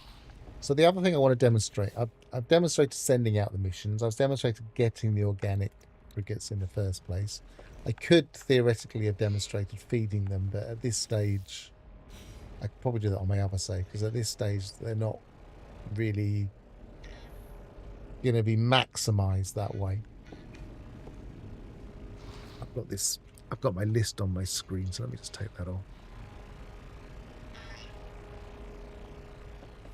as I've said before, I use the note system in the overlay, Steam overlay.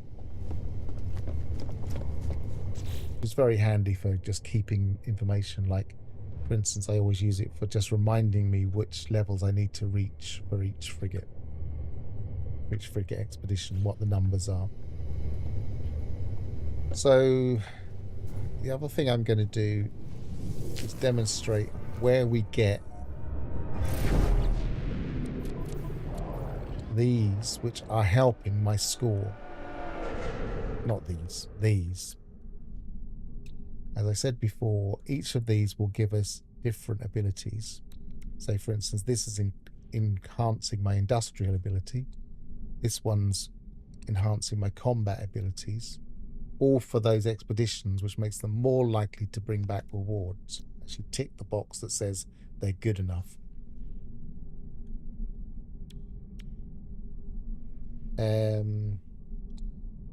Expedition speed and expedition. So I can't target any of these things. I can't say, oh, I want a specific thing. I can only get them by two means. One of them is getting a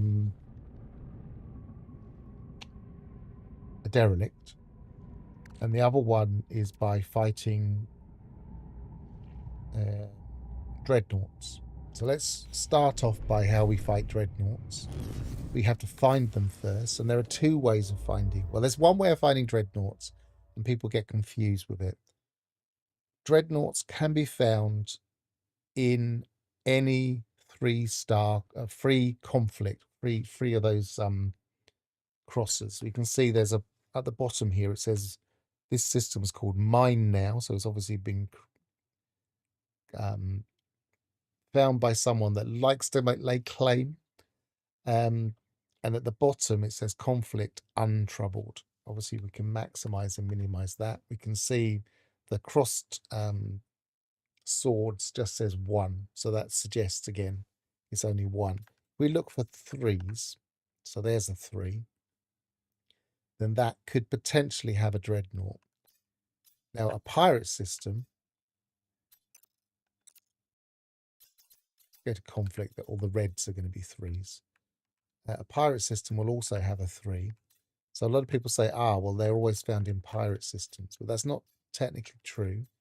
They may or may not be found in pirate systems because they're high conflict systems, for no other reason. I'm going to go there.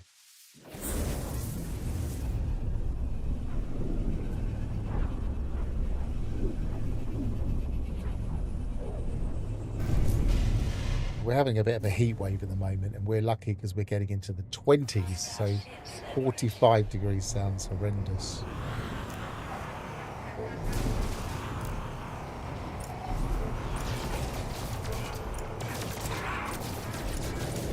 Now, this isn't a dreadnought, and you'll notice this is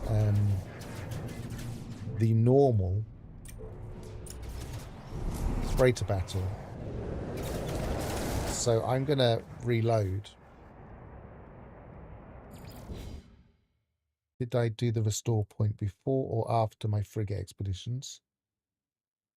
If I didn't, then I will use the restore point. No, not restore point, the autosave. I'm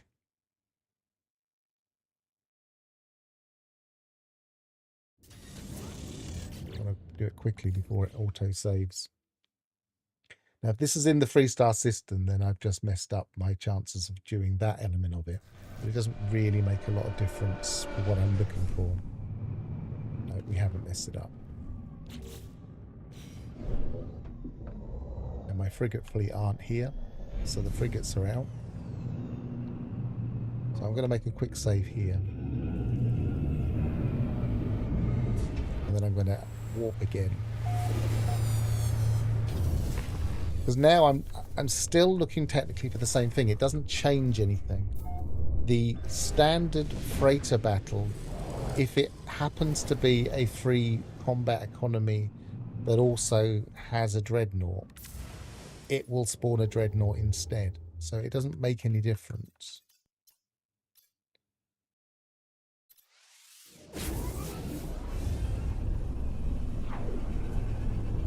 because it's always set. If you find a system that has a dreadnought battle, it will always spawn a dreadnought battle every time we come here. Hostile ships approaching.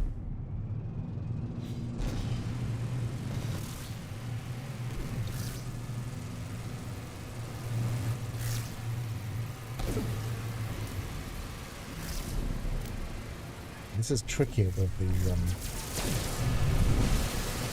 I don't have any missiles. Usually I'd fire a missile off at that next target while I was shooting that.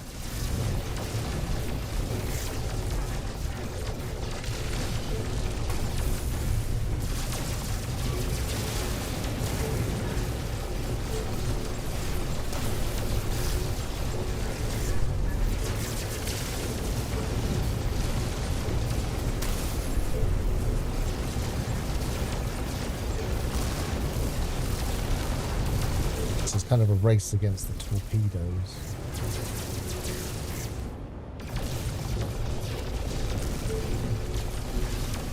If I have a different ship, I should maybe use it. I'm not sure if I do. The whole point of the After Titan was to use the Wraith.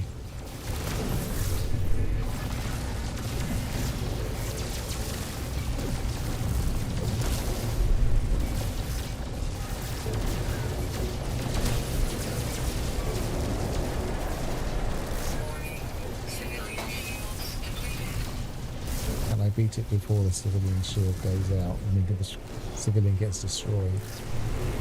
I've overheated my weapon. That doesn't help.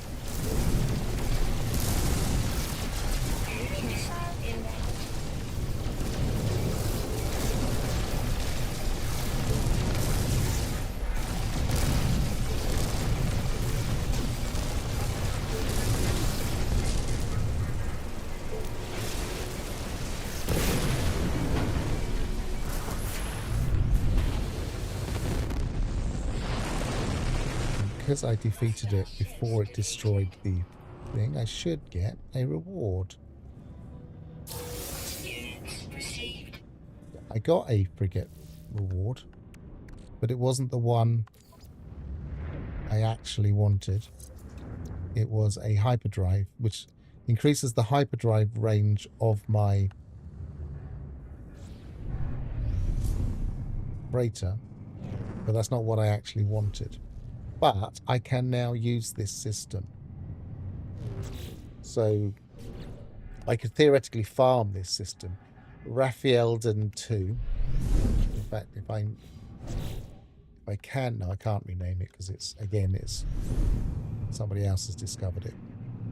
Because we're not far from the expedition. I'm going to go to the space station. Yes, beat it by 1 second, yes. I don't know if it was actually a second, but it definitely felt that way. I wasn't looking at the timer so much as just waiting for the damage to go down.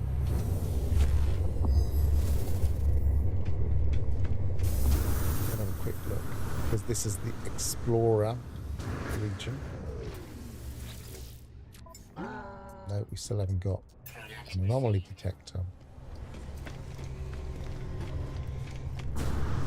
No, it will not be the same hyperdrive. But I'm not going to reload. I don't need to reload. All I need to do is jump out of the system, jump back in. I've got one. If I could find two, then I could just jump from one to the other and farm them over and over and over again. So we'll see if we can find another one that's nearby. That was a 3, but I keep clicking off of it. Wait new wall.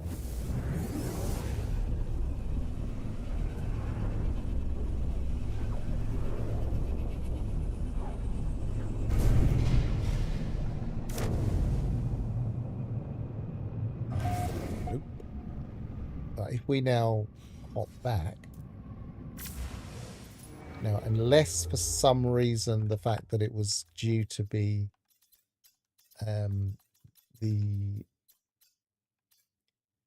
unless for some reason because it was due to be the 5 warps 5 hours 3 warps encounter, theoretically it should still be a dreadnought.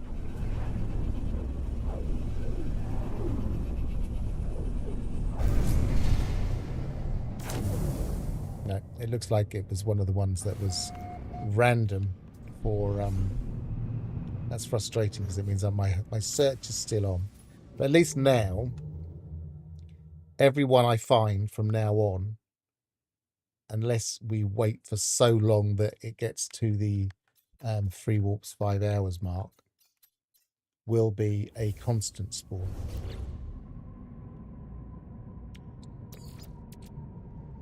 Technology recharge. 5 warps 3 hours, yes. I kept saying it the wrong way around.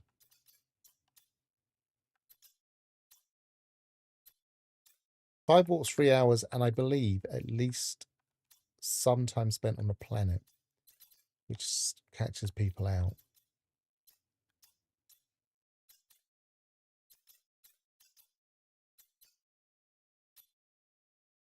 Doggerland, okay. The region that was above water in the North Sea, the English Channel area, where prehistoric people lived.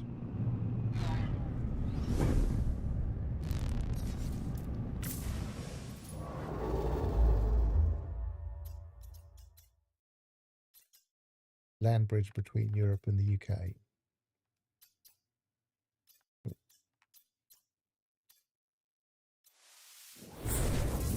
And not what it sounds like.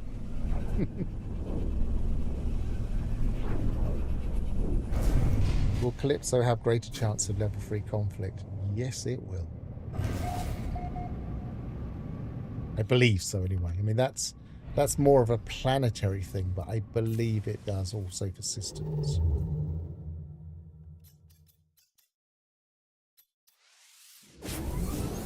It will certainly have higher chance of sentinel activity. I think it also affects the combat.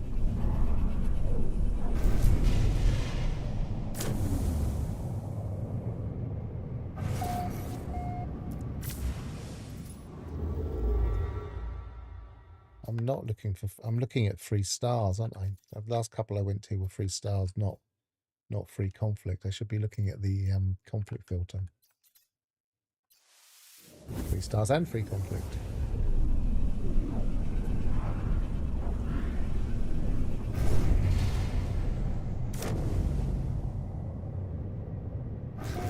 It's going to take a little while, as you can see.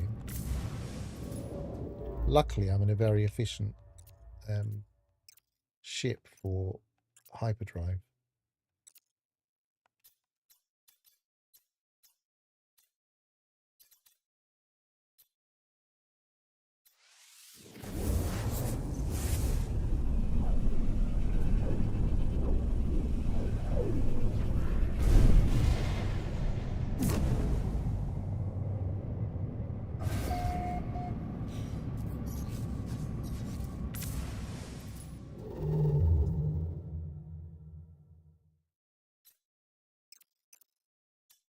I wish it would stay on the same filter.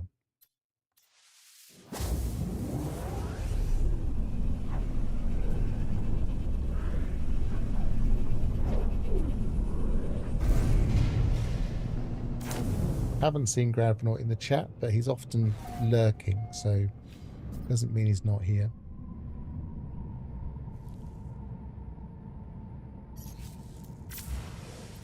He might be thinking this is all stuff he knows already.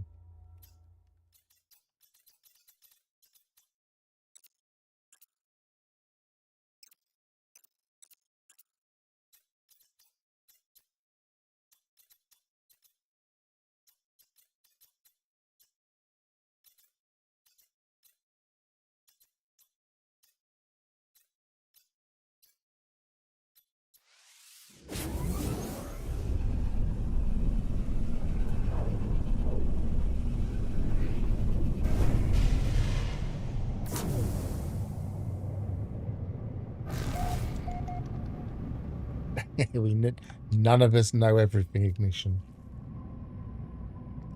There's a lot more to this game than a lot of people give it credit for.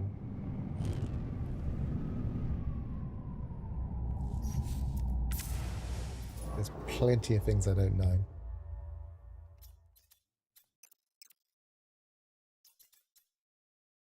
But at least I've got a reasonable idea of what I don't know.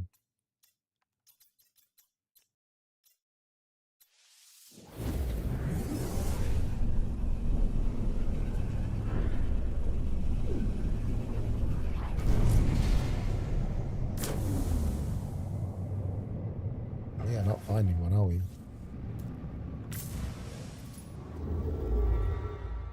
I tried to avoid going to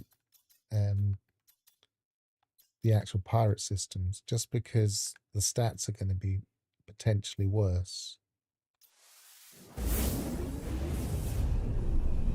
It shouldn't really matter for what we're doing here, which is destroying them.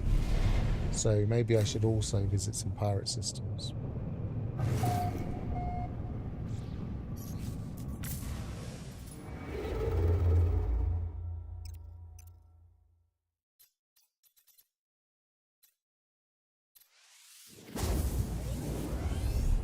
No, I don't think they'd be worse for modules. Well, I don't think so. I mean, who knows? That would take a lot of research to find out if the modules were also affected by the stats.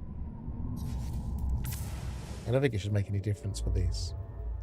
But in my head, whenever I'm looking for a dreadnought, I'm always thinking, oh, I want to go for non-pirate systems.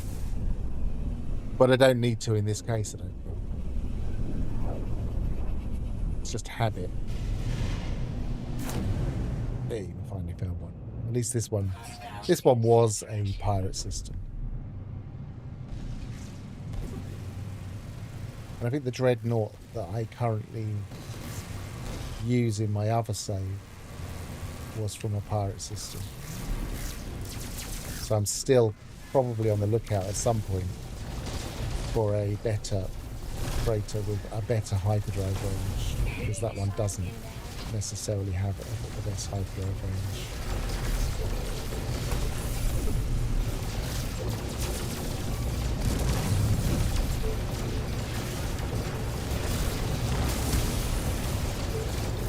That one. That might have slowed me down.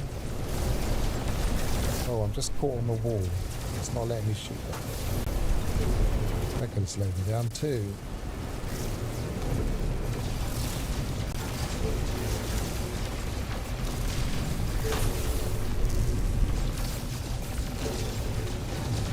Well, we'll test it, but yes, theoretically this one should always spawn, because it wasn't in the 5 warps, 3 hours category.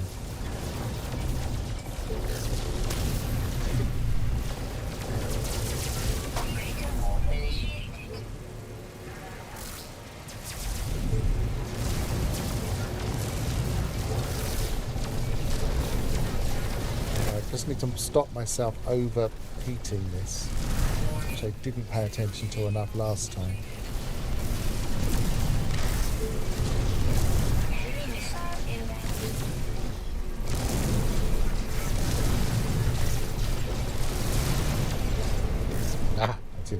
I was looking at the wrong thing. I should just look at the middle of the screen where it says overheat. That would be a good idea. I've done it anyway.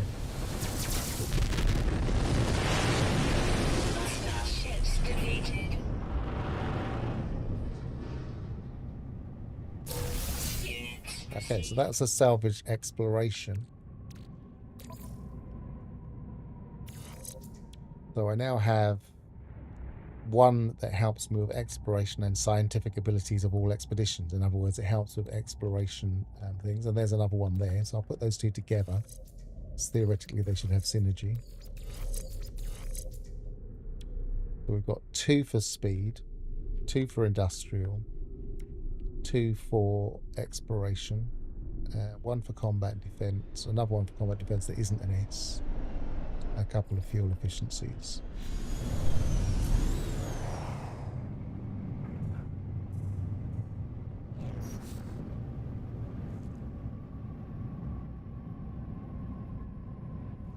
I don't think it's possible with my current setup. i.e. with this particular ship, to do it any quicker apart from not getting that overheat. So yeah, I think we're always going to be quite close to the edge on this one.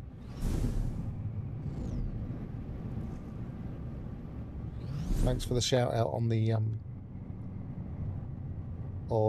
portal address video. It's one of the ones I quite enjoyed doing, and felt was one of those ones that not everybody fully understood the simplicity of the system. Right, so we should theoretically be able to come back here. So what I'm going to do is I'm going to land at this outlaw station just to make a save. Bear in mind, if I landed at this freighter here, Hostile ships approaching. it wouldn't make a proper save.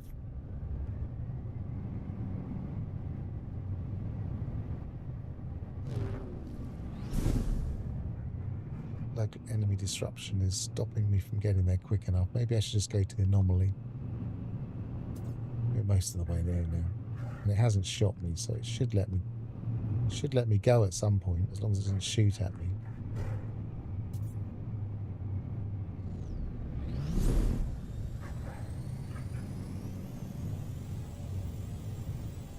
I think it thinks that the pirate dreadnought is still there. There does seem to be a bug here. I've definitely destroyed the pirate dreadnought, but it's telling me that the pirate dreadnought shield integrity is at 100% now.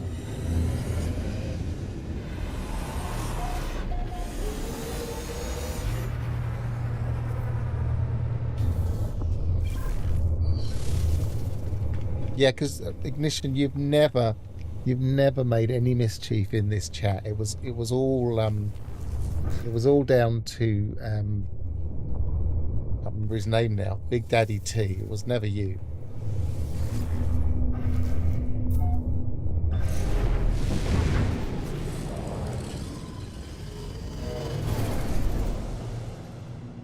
So, what I'm going to do now.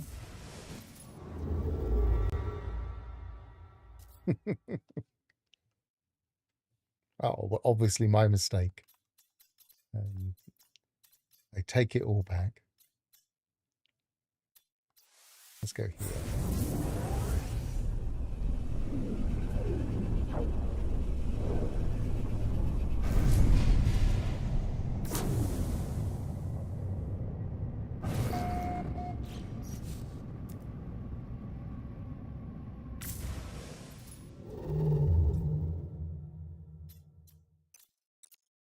I want to stay within the rough area now.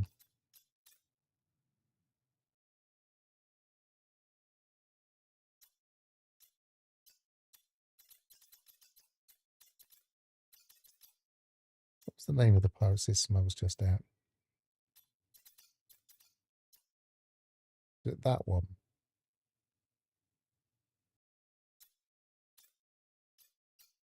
Or was it that one?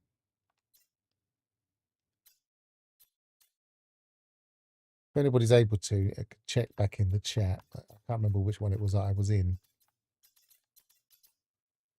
I should have written it down.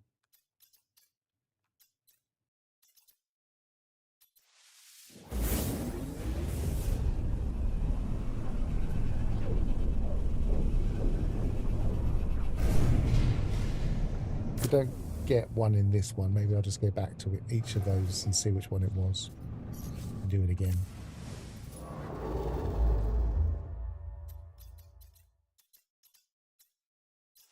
No.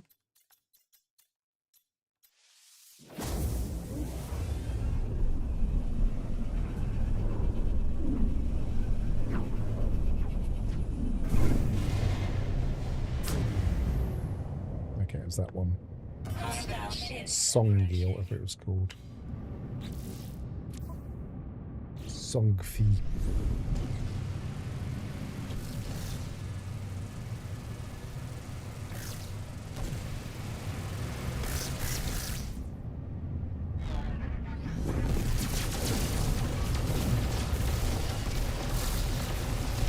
Yeah, so basically it's a relatively easy farming process at this point.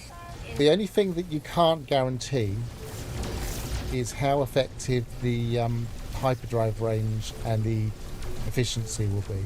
What have you got that?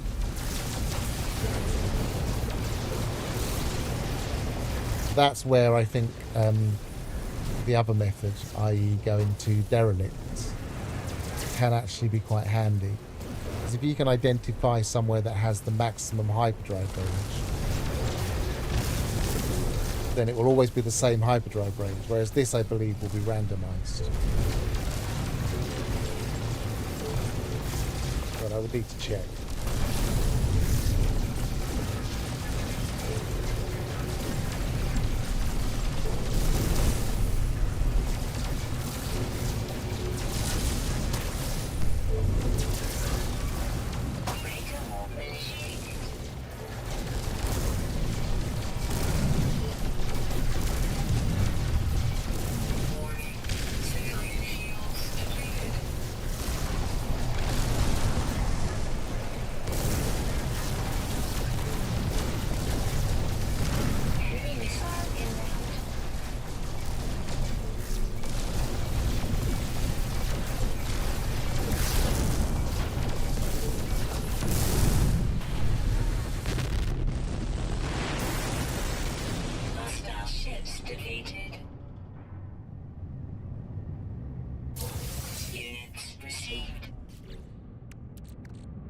This is a fleet fuel unit.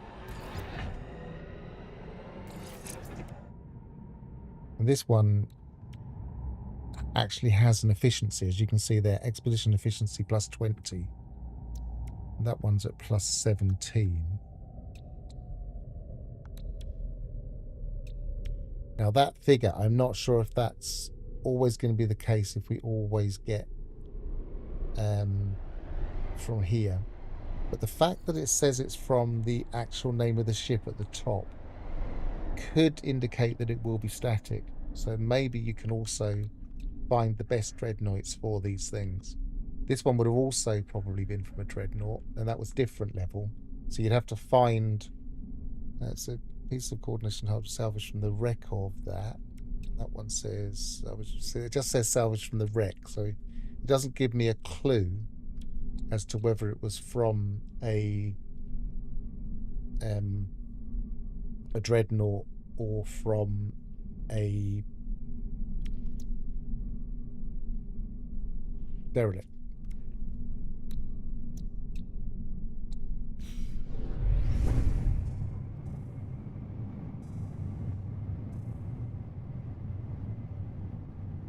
Yeah, the infraknife is used quite handy for this. The old way it worked, which I wish it still did work that way in some way, but where if you used to be able to save the frigate fleet, and if you did it before the before it took any damage to its shields, so you'd have to keep defeating the torpedoes. But if you could stop the torpedoes hitting the friendly frigate and also destroy the dreadnought, you used to be able to get 2, maybe 3, I think it was 3 bulkheads, cargo bulkheads, which was a very, very efficient way of getting cargo bulkheads. And that was relatively doable in normal mode.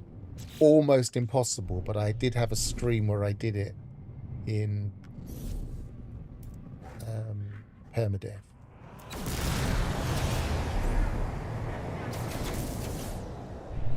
Still being fought against. So I wish that you could still do that.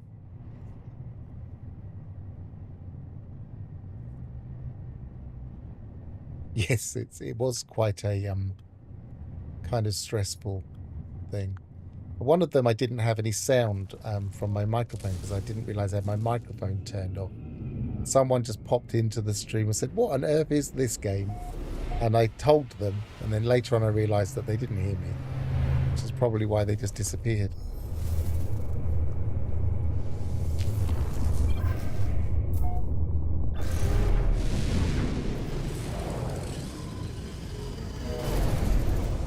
it's still fighting me. Might have to reload. I don't really want... I suppose I could go to... No, I didn't land at the other pirate station, did I? So I can't go to there. I think I'll have to reload.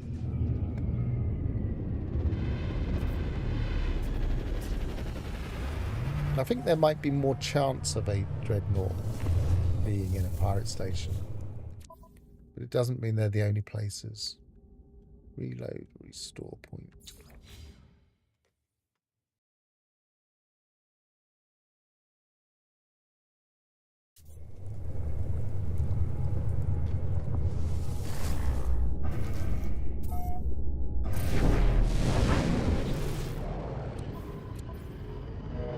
Yeah, I presume the hyperdrive range should be the same.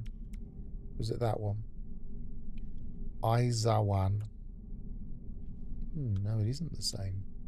So it must be spawning different ones. Yeah, so you're not going to be able to farm the better ones necessarily. But we'll possibly find out. I'll do this a couple more times.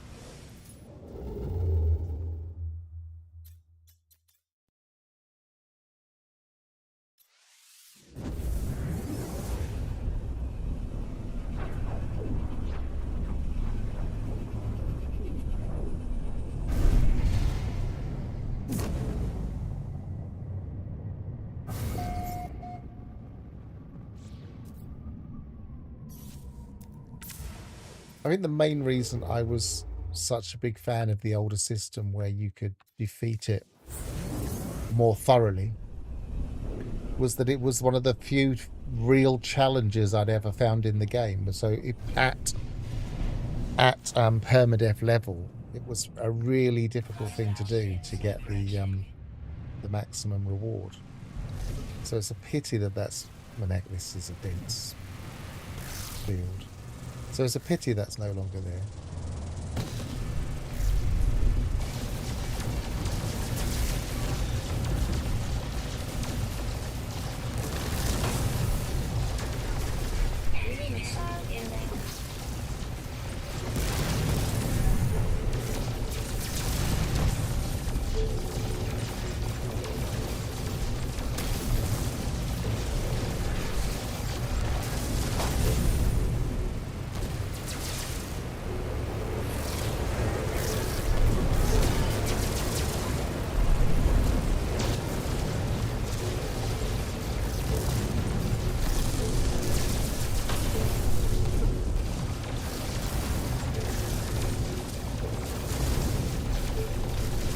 Yeah, it also needed a good idea of how to tactically do it. It took me a while to work out in those streams exactly how I was going to do it, to even test whether it worked.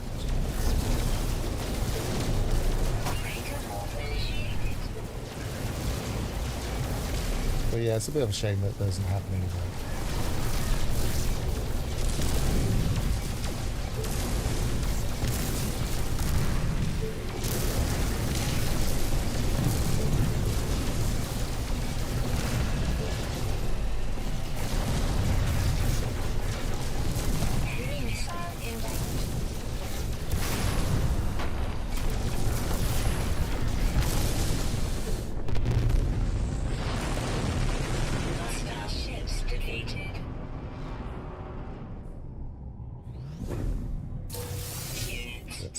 That's fuel.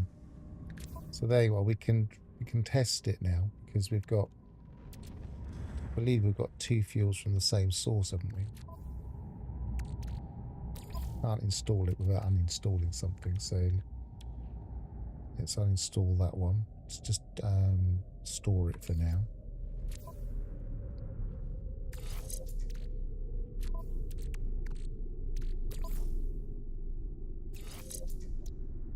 So that one is from SS Ayamanis. That one was from the same. So yeah, that's been consistent. It's 20 and 20. So it does look like if you find a dreadnought that yields the right thing you're looking for.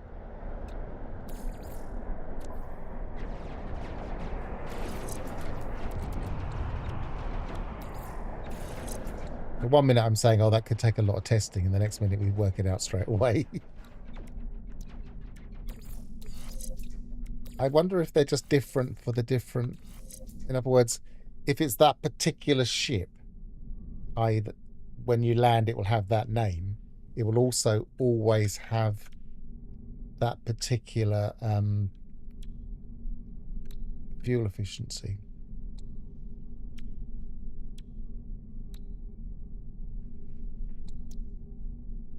Tidy these up a bit.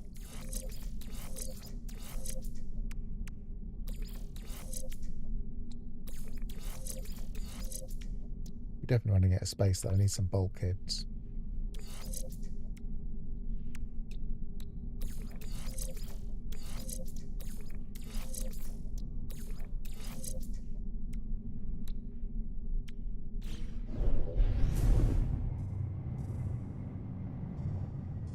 So yeah, if theoretically, I mean, we've kind of demonstrated that system now, so that helped with our frigate missions. Theoretically, I think it should help with them even now, because even though they're out on their expeditions, I think it probably adjusts the stats on the fly. I'm not 100% sure, but theoretically, I think it should help with the ones that are out at the moment.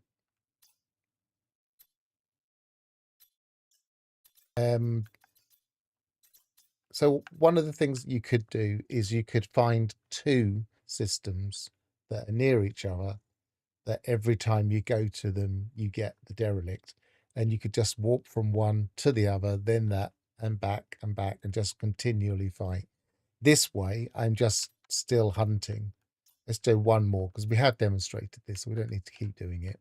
But if we go to another high conflict system, and just happen to get one.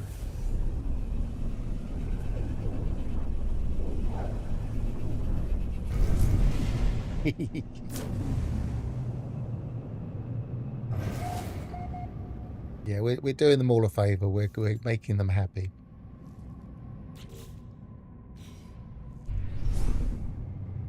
That's a very acidic colour. Flourishing planet as well. Interesting. Might have a look at that in a minute. Well, actually, as there's nothing else. It hasn't spawned a derelict. I might as well go and have a look at that now.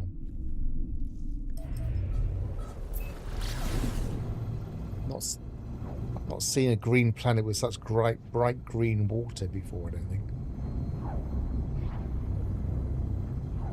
Kind of a greeny yellow almost for the sky.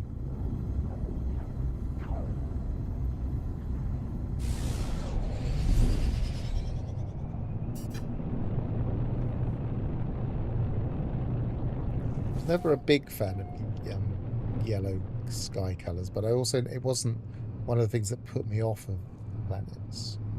Some people are like, oh, I can't stand them. I feel like that the sky colours have been much improved recently. Even the colours that people didn't like have changed a lot.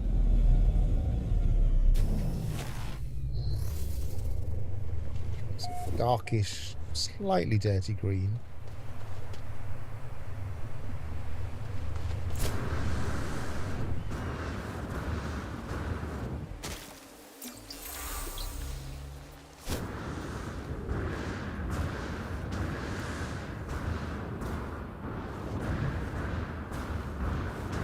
Stand red sky colour. I don't mind red sky colour. That is a nice colour water though. Oh, we've got squid here, look.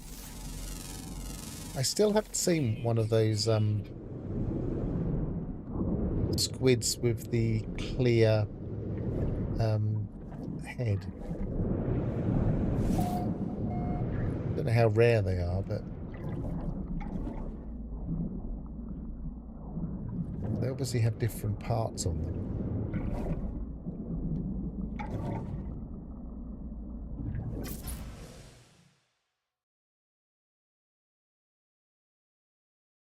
These parts here, for instance, seem to be different, which I presume is where the eyes are.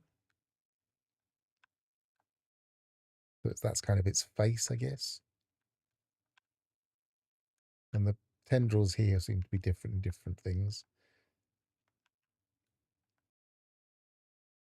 These definitely have a reasonable, because you think, oh, just another squid, but they definitely have a reasonable amount of variation.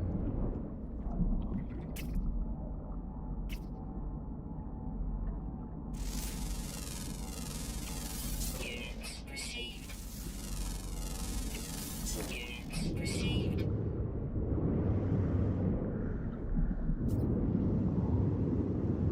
Where's that red coming from? Is that the sky at night, or is that just a nebula?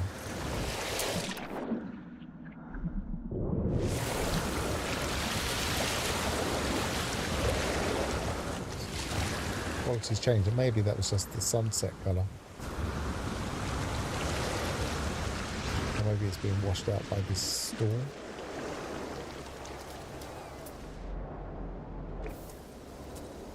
Just a standard storm, not extreme.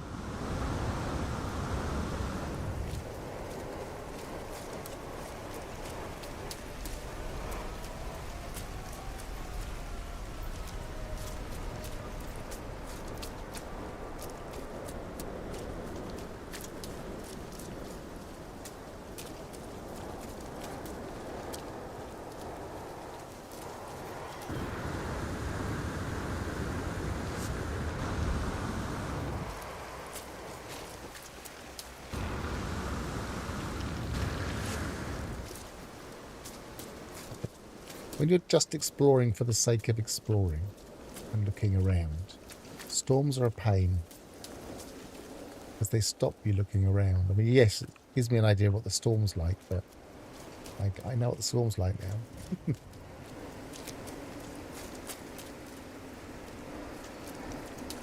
We've done that.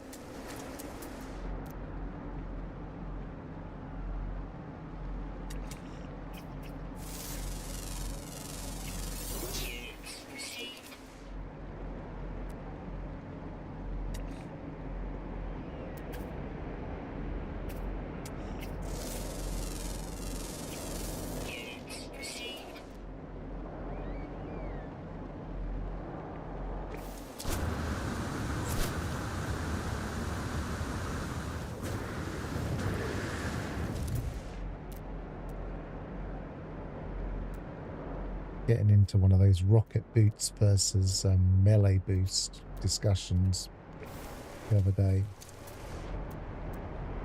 And sometimes it's difficult to explain to people that are real advocates of the rocket boots that there are differences.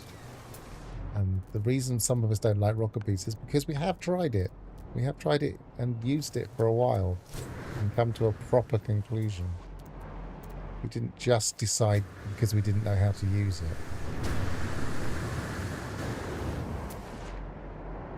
Is that underground?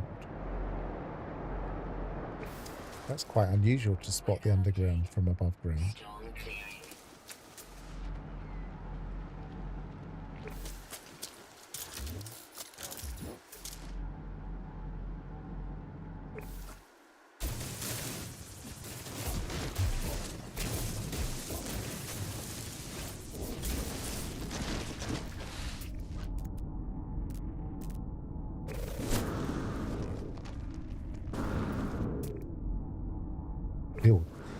Hiding behind things.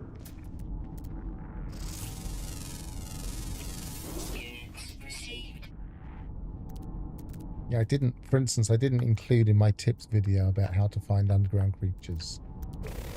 Just looking randomly down on hills, because it so rarely works.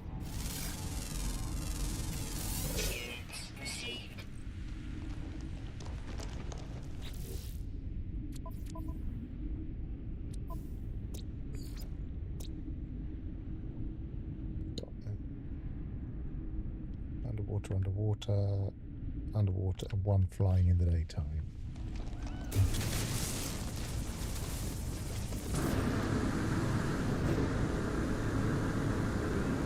Yeah, that's a common statement about rocket boots in in the anomaly. I just don't find that a particular problem. I don't really care that I'm not quite as fast in the anomaly.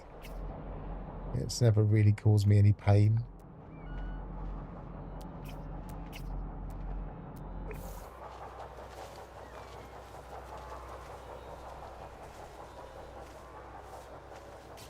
Well, let's see if they were uncommon or whatever.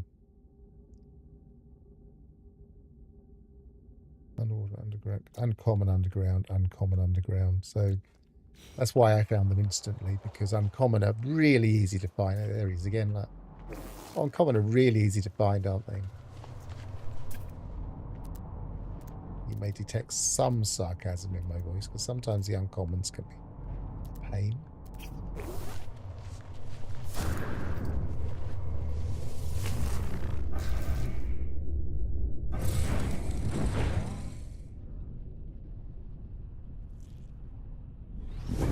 Spent 2+ hours on a planet looking for an exotic ship, couldn't locate it, and started looking for the last rare underground. Took me ages. Just as I found the rare underground, the exotic flew by. Well, at least then it gave you that option of doing what you wanted all along. Spent 3 hours searching.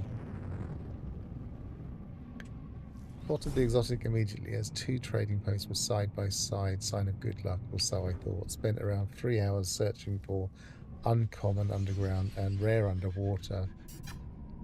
It was a shallow water planet. Yeah, you said this the other day, that shallow water planet.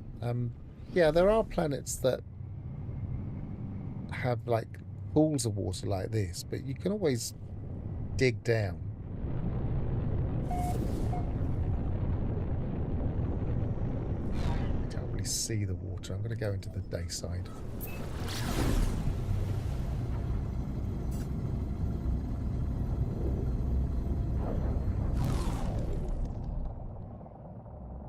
I feel like scanning all the creatures in a system is just one of the things I like doing. It's like one of the things that relaxes me in this game. If I just pick up the game for fun,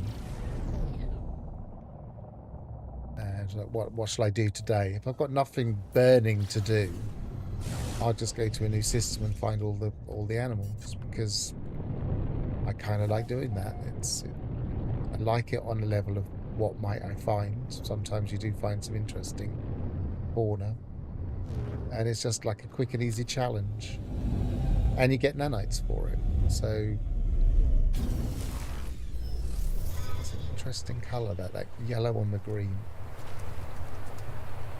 Almost looks like a radioactive planet.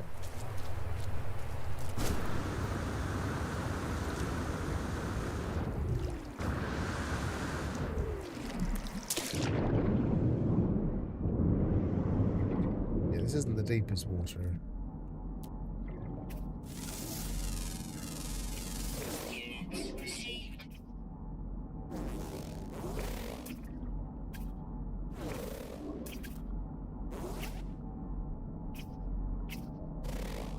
But you did try digging down. Okay, that's fair enough.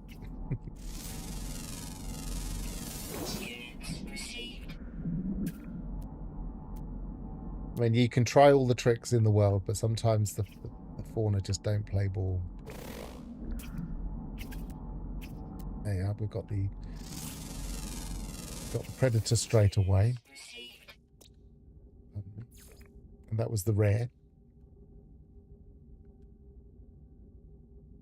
I had a lot of good luck with the underwater predator.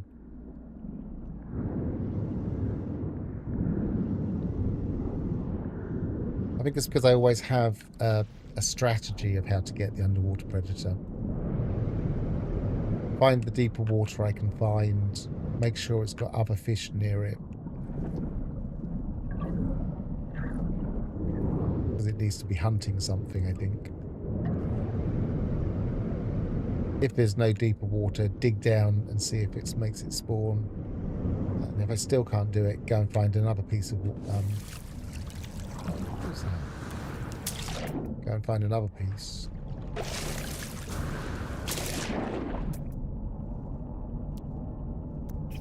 I think it was just one of those. swimming past me. It looked like a crab on the ground. I was thinking I haven't got anything unscanned.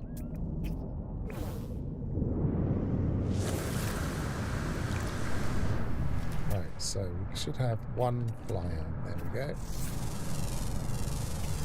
Units received. Easy nanites.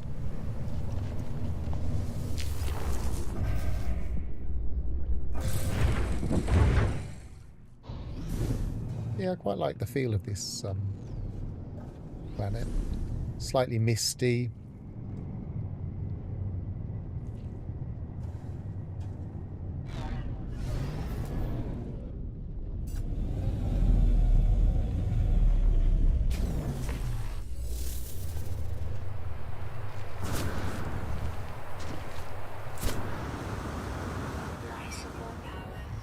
Nice little mix of trees. You've got darker red, green, and also this kind of, what colour you would call that? Rose colour maybe? Burnt colour. Red and green in the foliage. Units received. Units received. Units received. If it had some cool diplos, I'd settle here, but it doesn't. Received.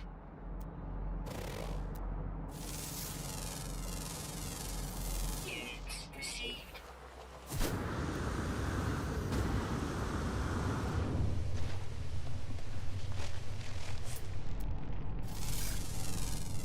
I swear they've added one more tree to a lot of systems.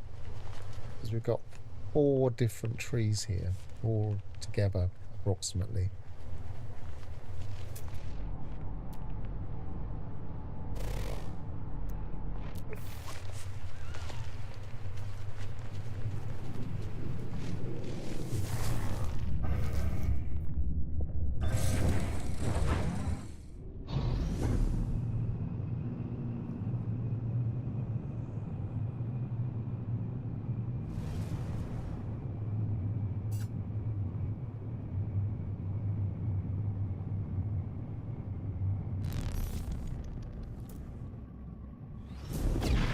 So I'm going to go back to my freighter to finish off.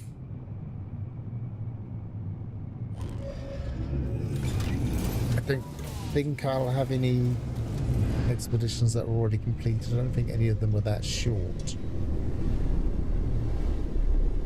Even though I might have sped some up.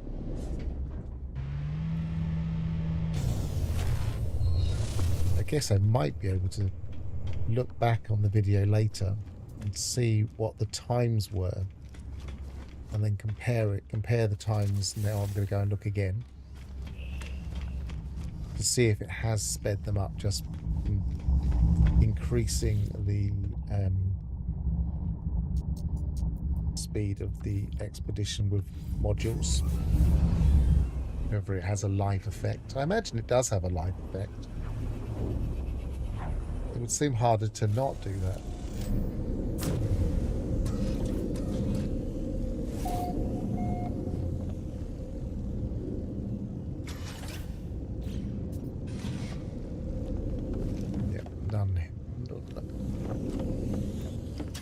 Just for my own record, so I can check later. I'll have a quick look here.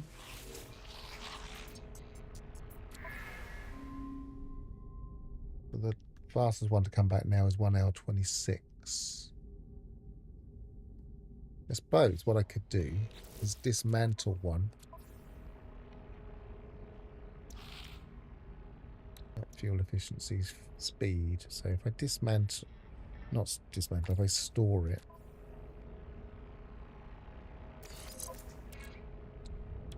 Store that one. And then look back here. Yep, they've all gone up, so it does take effect live.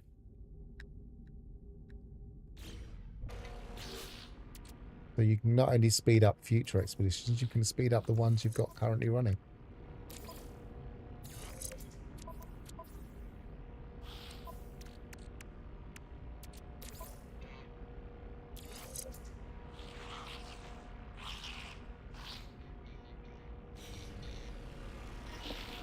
Very interesting.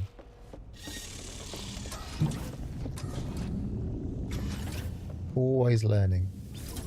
As I said, you can never know everything about this game. There's just too much to it.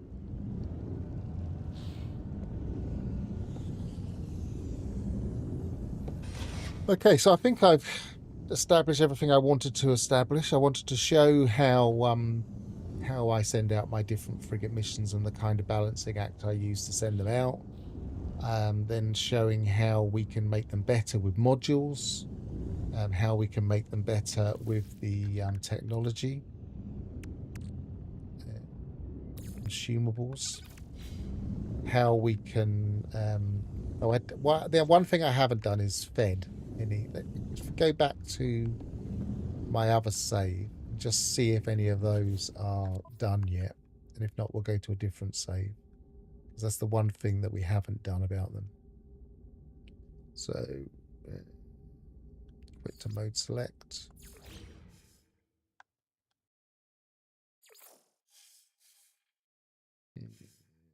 This is made to say that I mostly play.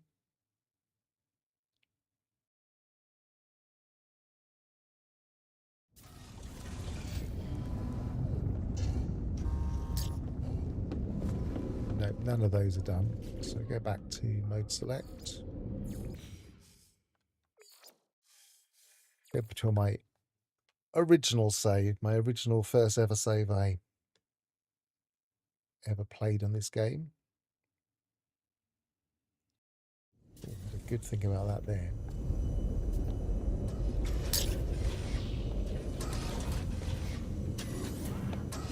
Right, so let's go down to my fleet.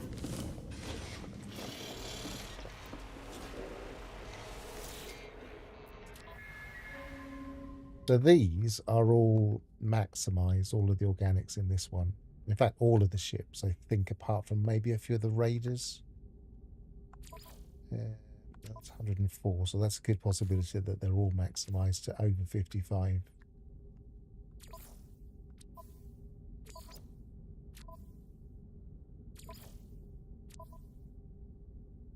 So if we pick this organic as an example, the Umsky CI, so this one is clearly mostly an exploration, but look how well balanced that is.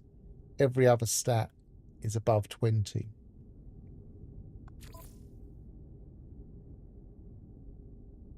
And it's only 3 tons of fuel.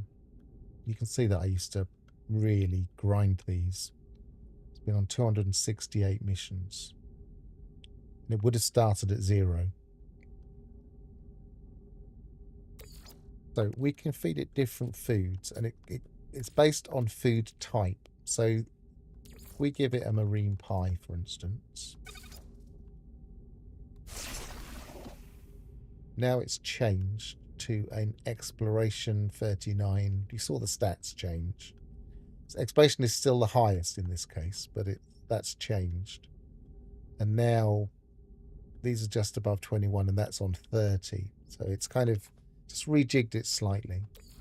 Now I'm suspecting that a spiky tart will also be the same food group. No, it isn't. It's letting me use it. Okay. So that's combat 28, exploration 20. So that's changed that quite a lot now. Its highest specialty is in combat.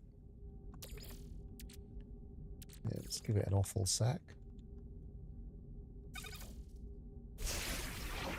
Now it's a very, very effective industrial. But if we were to go to a different frigate,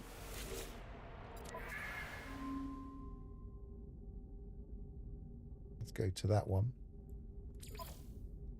It's got a pretty good in industrial at the moment, and we now feed it the offal sack.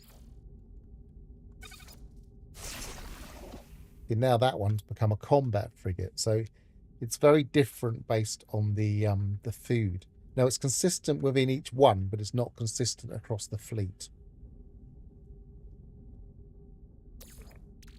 So marine pie for this one is again a combat frigate.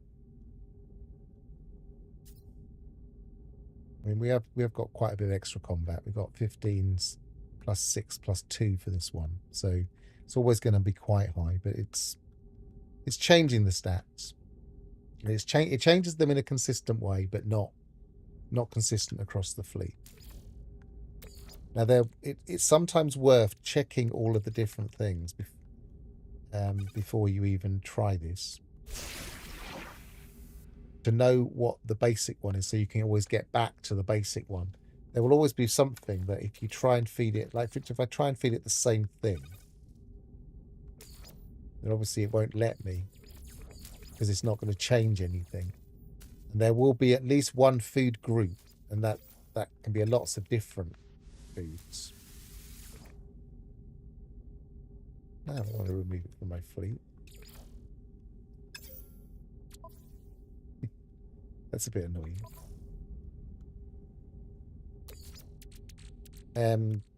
Where was I? There will always be at least one food that even before you do anything, you won't be able to change it, which means that you know that you can always use that one to go back to its initial setting.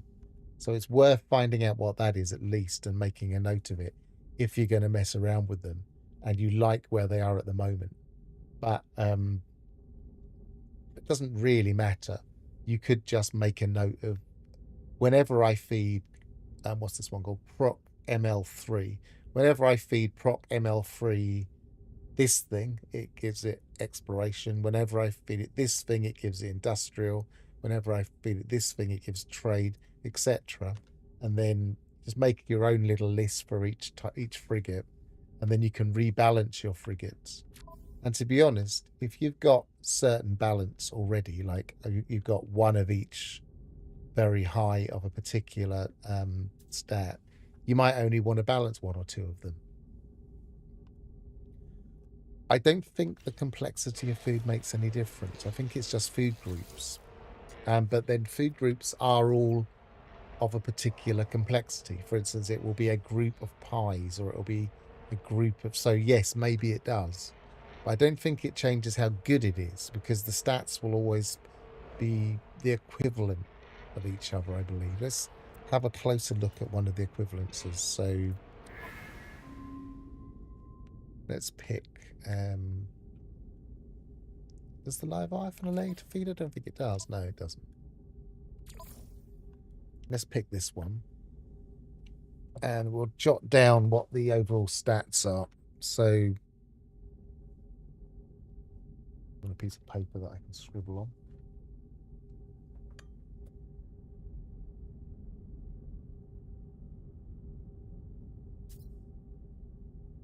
I'm going to start by just jotting down the basics. So 30, 23, 25, and 22. And the tons is 2. The combat is +6, so that's actually 24. Trading is actually 20. And industry is actually 24. No exploration there, is there? No.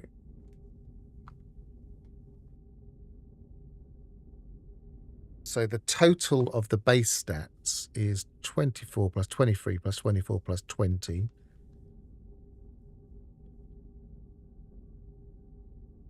$91. If we then feed it crab apple, which is obviously a very basic food.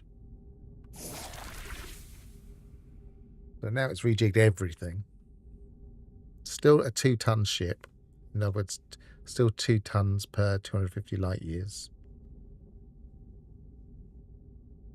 Now it's 26, 23, 24, and 20. The expedition duration, it doesn't matter. Expedition fuel cost -15. So that's possibly why it's staying. That might stay, I guess. Expedition fuel cost, there's 2 of them. Expedition duration, it's the only one that's changing is combat. Combat has gone to 20, so that's actually 24.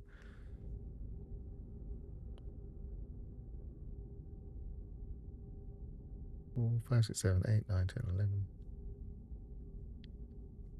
Yeah, so that's exactly the same. That's also 91.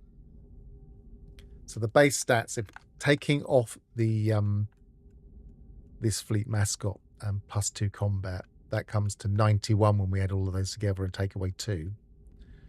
And the same happened before with the previous one when we took away the thing. So I think that will always be consistent.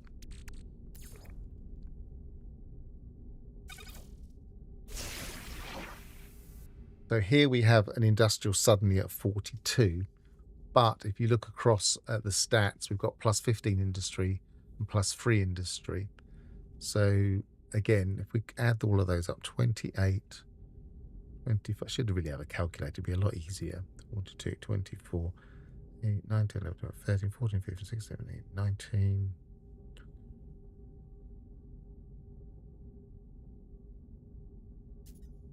$119, take away 4, 8,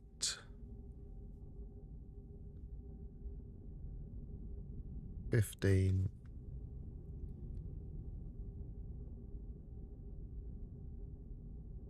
Well, it's all stats. Let's just add all of these up. So hang on. 4 plus 4 plus 2 plus 3 plus 15. That's a very nice statted thing, but it hasn't got any other like speed or anything.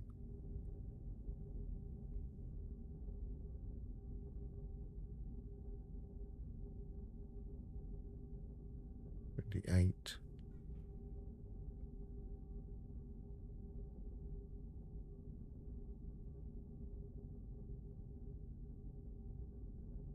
Yeah. So that works out at 119 of stats, take away 28 stats on the other side equals 91. So again, it's exactly the same level. It's just rejigging everything.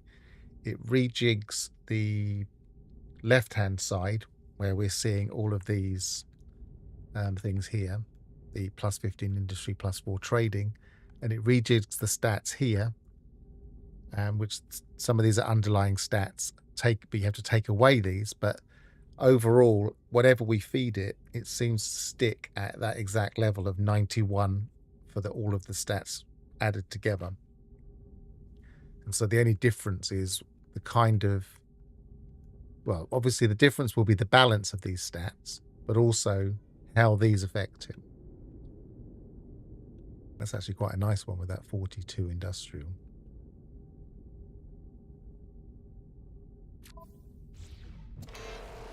So yeah, it does make them very, very flexible.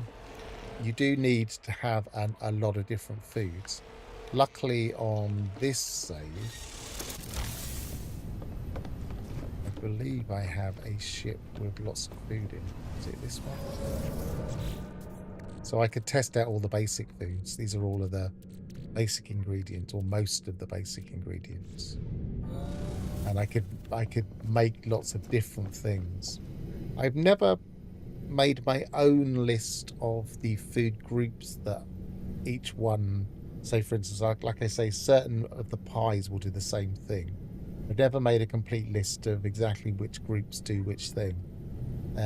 I know that that's consistent across the fleet. In other words, if 3 pies all do the same thing for one frigate, they will also do the same thing even though it's different for the other frigate. It's a really weird and confusing way of saying it, but each food group will have a consistent result, but it won't be consistent across the fleet again. So again, that's one way of potentially maximizing your spawning sacs. Now, one of the things I really want to test at some point is whether or not when we go to do an expedition,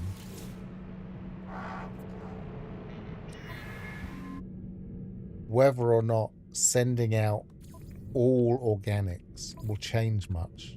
In Now, I've always thought that it probably doesn't, because on this particular save, for instance, I had enough organics to send out like full organic fleets.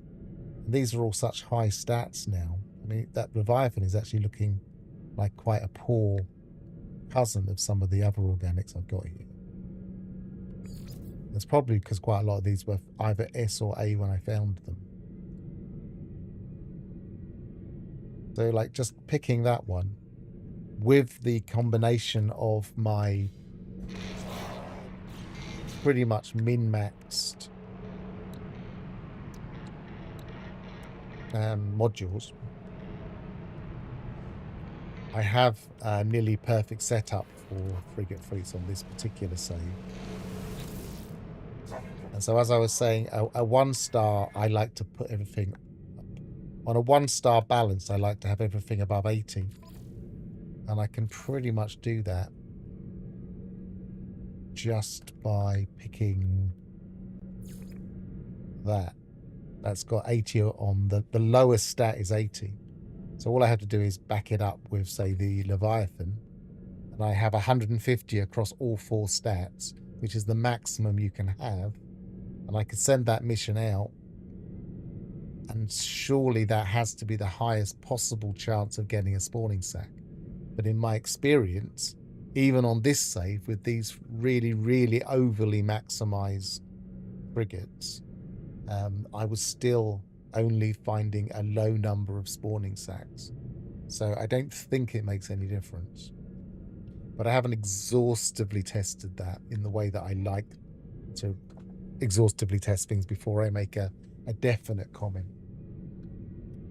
It certainly seems that way. My tentative findings are you only have to send out 1 decent organic frigate. You don't have to send out multiples. But that's a decent, well-rounded frigate, as opposed to, I don't know what it would be like if you only sent out C classes, for instance. So I'm going to end off there because I think I've exhausted the entire topic of sending out frigates to try and get spawning sacks. I've been Pharaoh. If you've enjoyed this, then I go into lots of detail about other things. So just have a look through my channel or subscribe, obviously. Until I see you again, travel well.